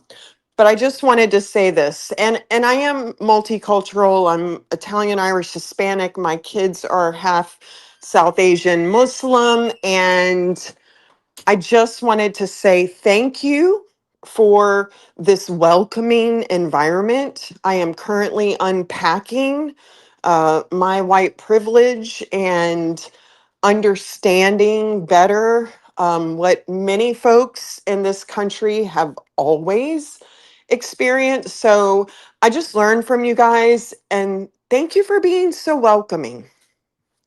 Wow. First of all, thank you. And I want to use this just for a quick moment to highlight the diversity we have here in the palace. Now, I know y'all say I mess up the letters from the LGBTQ community. We got white, Black, we got gay, straight, men, women. We have people's children that tune in. And then we have History Me, observe. You know what I'm trying to say. She listens. Thank you, number one, for being confident enough to step into a space where you are the minority and not the majority. And then my question to you is, how did you find us? I believe you came up originally for your corporate segments. And then I just started listening because I just love it. And I work, from home, and I just like listening. And just so you guys know, my name is my history me absolverá is Spanglish for history will absolve me. So thank you. Yes, I came in under corporate, but I stayed because it's just a great place to be. Thank you. And we appreciate you for putting a little sunshine in our day. All right. So that's History Me, y'all. And listen, that type of thing keeps us going. It keeps us evolving. It keeps the content fresh. And you just never know. You never know who's listening. You never know who's paying attention. And we get up here and we get to arguing and acting up. Listen, the white people that they know, the ones that's in the chat, we gonna fuss and fight, but we gonna always bring it back to what's important and what matters the most. So we appreciate history. Me, Absolvera, came up to say, and thank you again. I'm going to let her go back down to the chat. Yay, that was sweet. I needed that. Publicly. Ultimately, people have to make their own decision. But as for me in my house, we will not be going back to Target. I am not encouraging people to go back and shop at Target. Okay, so that was Nina Turner, who's credited for initiating the Target boycott that started in Minneapolis. She brought in Jamal Bryant as a collaborator, and he took over. We are asking people continue to stand with grassroots leadership in the state of Minnesota, where Target is actually headquartered, and not cloud chasers, not fake pastors, not fake activists trying to co-opt our work. These people have received awards from the National Association of the NAACP and the Route 100 for our work. So they have no credibility. They don't. Y'all, this should piss you the hell off. When you think about the pay disparity, the lack of equity, women are steadily chasing cents on the dollar. There's a 25% gap between the amount that women are paid versus what their male counterparts are paid. Women get their work stole from them every day in corporate America. And this mofo has come out there and stole their work, took credit for, received a reward for. This is absolutely sick. Trey, what are your thoughts? Yeah, I'm disgusted. It's really sad, especially the fact that when he did this whole, the boycott is over, why didn't he have those two women with him by his side to verify that, or add some validity to what he was saying?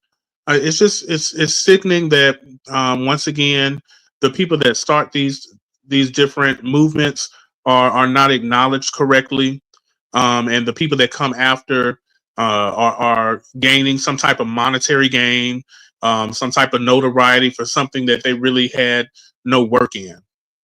Just like with the Black Lives Matter movement, there were people that helped start that were left in the dust, while some others were able to acquire money and use that money to buy homes and houses throughout the United States, not really giving back to what they stated that they would give back to. It's really just sad that we time and time again come across these charlatans who plague these genuine movements to better our people. Yes. I am but we got to get sharper. Mauricio, thank you for the 10-piece and a pepper. You said, I figured out the super chat with your old begging butt. That's funny. That's funny. Let's continue. We're about to wrap up. Here we go. Speak for us. They didn't stand in the gaps for us when George Floyd was killed or when Operation Metro Surge happened. We stood for us and with the community. We speak for us. And we will never sell out our community for crumbs or a seat at Target's corrupt table. So we are asking people, continue to double down and hold Target accountable. The boycott continues. I don't know if I would go as far as to call Target corrupt. Jamal, we are corrupt. We're the ones that are demonstrating that we have no uniformity, that we can't stand united. We have no fluidity, that we have somebody that's always willing to break the line for a deal on the side of the building. Now, we did the math yesterday. I strongly believe you walked away with money. Jamal Bryant, a lot of these preachers, you watch the preachers of LA. Hell, they charge to go to other churches. Ain't no way he didn't walk away without a check. Thank you. What other reason would he have to stand in front of Target sign and say that the boycott is over with no real proof that they or tangible evidence that they actually did anything in regards to the 3 pledges that they that they were requesting. And then said that they were doing a pilot program at a HBCU and didn't name the HBCU and said there's 12 more in line to follow. Who? You should have named it off. If it was real, if it was tangible, if a deal was truly made, how come you didn't name off the HBCUs? And who's the first up? What is the pilot program? What can we look forward to? You a damn lie. Right. Where is the written out plan? Where is the timetable? Where is that? You're a church. I know y'all got plenty of people back there that can type. Where is the lesson plan or whatever it is that you need to show, the bullet board or whatever, the bulletin board, paper, plan, whatever it is that you need to show us? We need tangible evidence. All you said was that those people pledged money. That means that they have not paid shit. You have nothing to show. She said, love is beautiful, says Queen. He said he didn't get paid, though. I know people lie, but until it's proven, it's different. No, it's not. He may not have gotten paid. Watch this. Let me show you how a play on words. He may not have gotten paid, but I believe, watch this.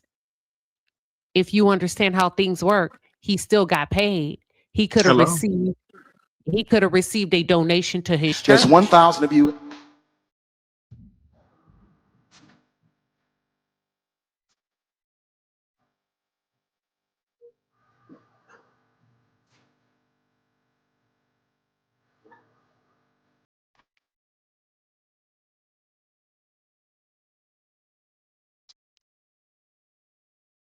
He got You paid. better say it. You better say it. Of course they didn't write no check in his name. It's in the church name, his wife's name, one of them kids' name. They wrote a check though. He got some money in his pocket from Target. It ain't no different than a campaign contribution. Baby, if you understand how the game is played, and not only that, didn't he say, let me play it. So listen, watch this. So words are very important. He probably did not get paid, but I guarantee he received a donation somewhere. Listen to this. It's been a year and I'm grateful. They didn't think we could do it, but we did. History has just been made. The most effective and powerful boycott by Black people since the Montgomery bus boycott 70 years ago. We asked for 4 things, and I'm grateful to God that we've got 3 of them. So he knew they got 3 and the women didn't. Have invested $2 billion back into the Black community. Does that include your Black community church? We did the math yesterday. They invested $2 billion, y'all. Even if he got a 1% donation to his church, that is a $20 million donation. As they pledged after the death of George Floyd. On top of the $2 billion, an additional $100 million to immediate organizations that are meeting the needs within our community. Does he own any nonprofits that are meeting the needs? $100 million immediately goes to nonprofits that are meeting the immediate needs of the Black community. Can somebody look up his nonprofits? Do they appear to be meeting the needs? That's another way the money could have been funneled, but let's go. Number 2, we asked them to partner with HBCUs. They have found, and we have found collectively, one that will do our pilot program with 12 other HBCUs to follow. No names. Who was selected? We don't know. He's saying a bunch of nothing. Number 3, a reimagining of DEI. It's been a rough year for our community. 300,000 Black women have lost their jobs, and this is the highest unemployment. And you just stole 3 positions from 3 Black women. Get the fuck out of here. And I said what I said. A whole charlatan. And I'm sorry, can somebody tell me in the chat, when did George Floyd work at Target? You know what? When did he work? Hold on now. What the hell does George Floyd have to do with Target? I'm confused. And where is he took that and argument. Why did they have to, and then he said something about the HBCUs. Oh, well, we got one that decided to work with us. You mean to tell me the other ones didn't? You mean to tell me that they was turning down money or they were questioning what was going on? That says a lot to me as well. Where is the money? Don't make no damn sense.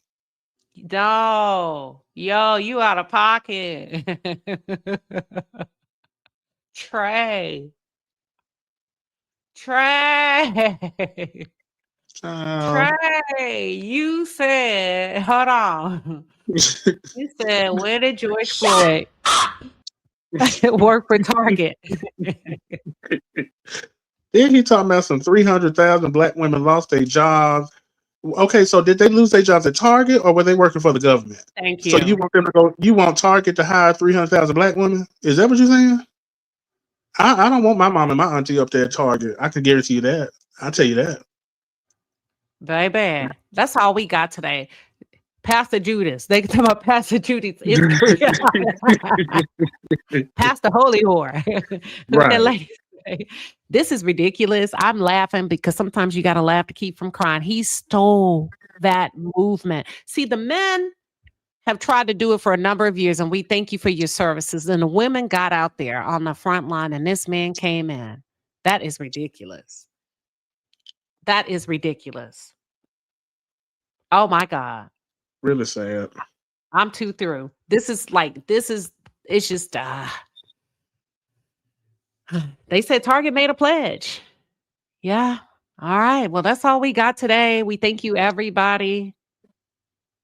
Thank y'all. Thank you, Queen. Thank you, Trey. S&M Butterfly, we thank you for the 10-piece. She said, Queen, what are they talking? They won't even tip. Girl. Oh, I got that one. Let's see. NL Alex, thank you so much. Alex says, with a 10-piece and pepper, Nina and Tamika did not start a thing. Oh, the lady Nakima did. She was on Rolling yesterday. See, now we fighting. Okay. She gave the history of how it came about. Gotcha. Constance Covington, 8611. Thank you for the 20-piece and a pepper. Says, Queen, here you is. They watching you eat good. Now them be mad and not realizing I was eating good before I came to YouTube. Listen, y'all know. I've been on Dirty Martinis. That's it. That's all. Y'all, this is a lot. We are so fragmented, disenfranchised. And sometimes you just, that's it. I ain't got nothing else. I said what the hell I said. You done stole 3 jobs from 3 women that were trying to push the envelope. Right. All for a check. Just out of order. That's it. And thank you to those of you that donated via Cash App. Sharon, I appreciate you. Somebody else sent me a Cash App. Andrea, thank you, Andrea and Sharon. Thank you so much, y'all. It was a hell of a day. We got to get up out of here. I got to let Trey go. All okay. Right, thank y'all. Thank you, Palace. Did I call it out? I thought I said Andrea and Sharon. Trey, they say they love you. Oh, I love the Palace too. I enjoy myself over here. They do. And shout out to the mods. The mods is working very hard today. Yeah. Trey got cursed out today. I did. For no reason. They cursed you out in the chat. Oh my God. Okay. Bye, y'all. I'm going to give y'all some new music today. Hi, everyone. All right, y'all. This concludes Saturday morning. I said what I said. Hell of a show. I can't believe we've been here 3 hours, but it gives you something to talk about and listen to as you go about your Saturday. We just love it, baby. When I tell you the callers were on point, the people that called in from start to finish. My co-host Trey did his damn thing. We almost didn't make it. Trey said, "Hold on, because I'd have been on your channel a lot of times. Now I think you hold on." Now I said, "Well, hold on, Trey," and then it just got more beautiful and beautiful and beautiful and beautiful and beautiful. There it is. Whoop, there it is. You just never know which way we will go. And we love it. We appreciate it. We couldn't do it without you. That's it. That's all. Now, Lynette, you got to quit cursing, Lynette. That's it. That's all. Y'all have a wonderful day. Thank you, Sherry, for the 2-piece and the pepper. We see you. Come and listen. Sherry, how was your drive today? You told us yesterday that you were coming back and you drive. You're a truck driver. Where you headed to today? I'm going to give you a shout out, Sherry. Tammy, thank you for the 10-piece super sticker. We appreciate you, Tammy. Y'all, we love our truckers that deliver our goods and services, all of those things that we need that risk their lives every day and get on that road. We appreciate you, Sherry. Shout out to Sherry. Shout out to Sherry. Lynette, we curse over here now. We love the Lord too, but we curse, Miss Lynette. All right? We do that over here. Not all the time, but we do.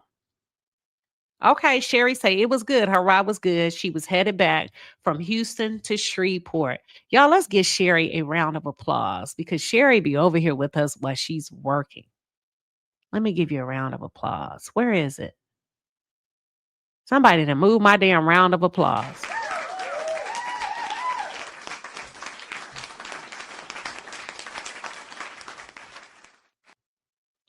Damn, we're so diversely beautiful over here. We be having Christians that's mad at us for cussing.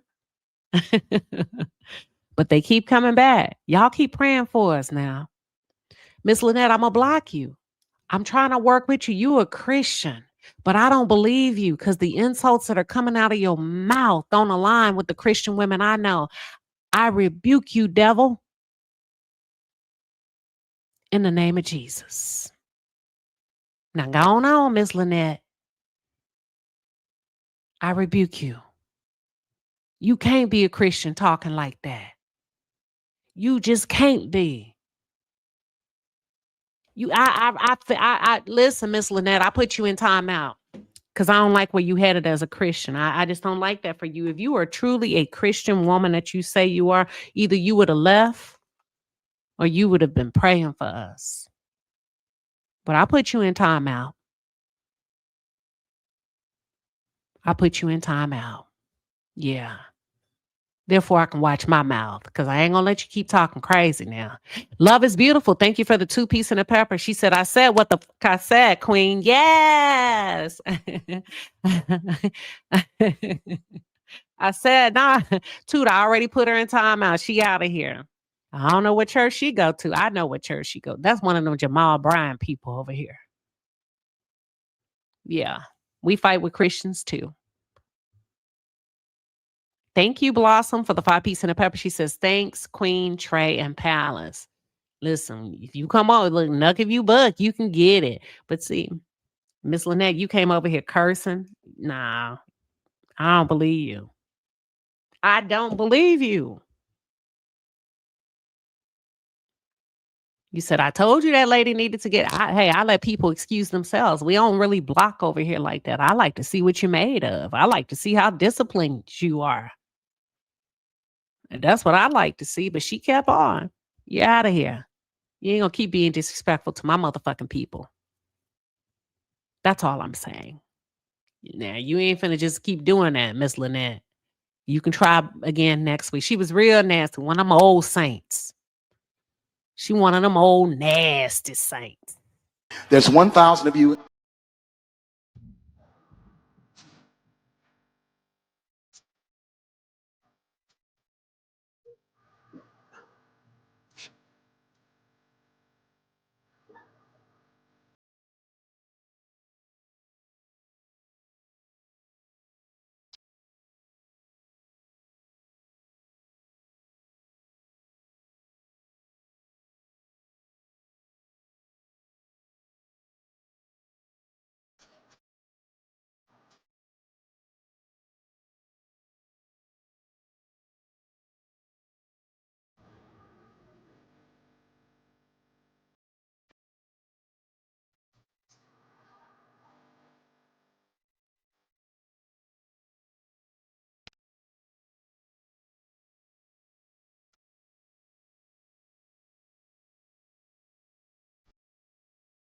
You'd give $20. This is easy, saints.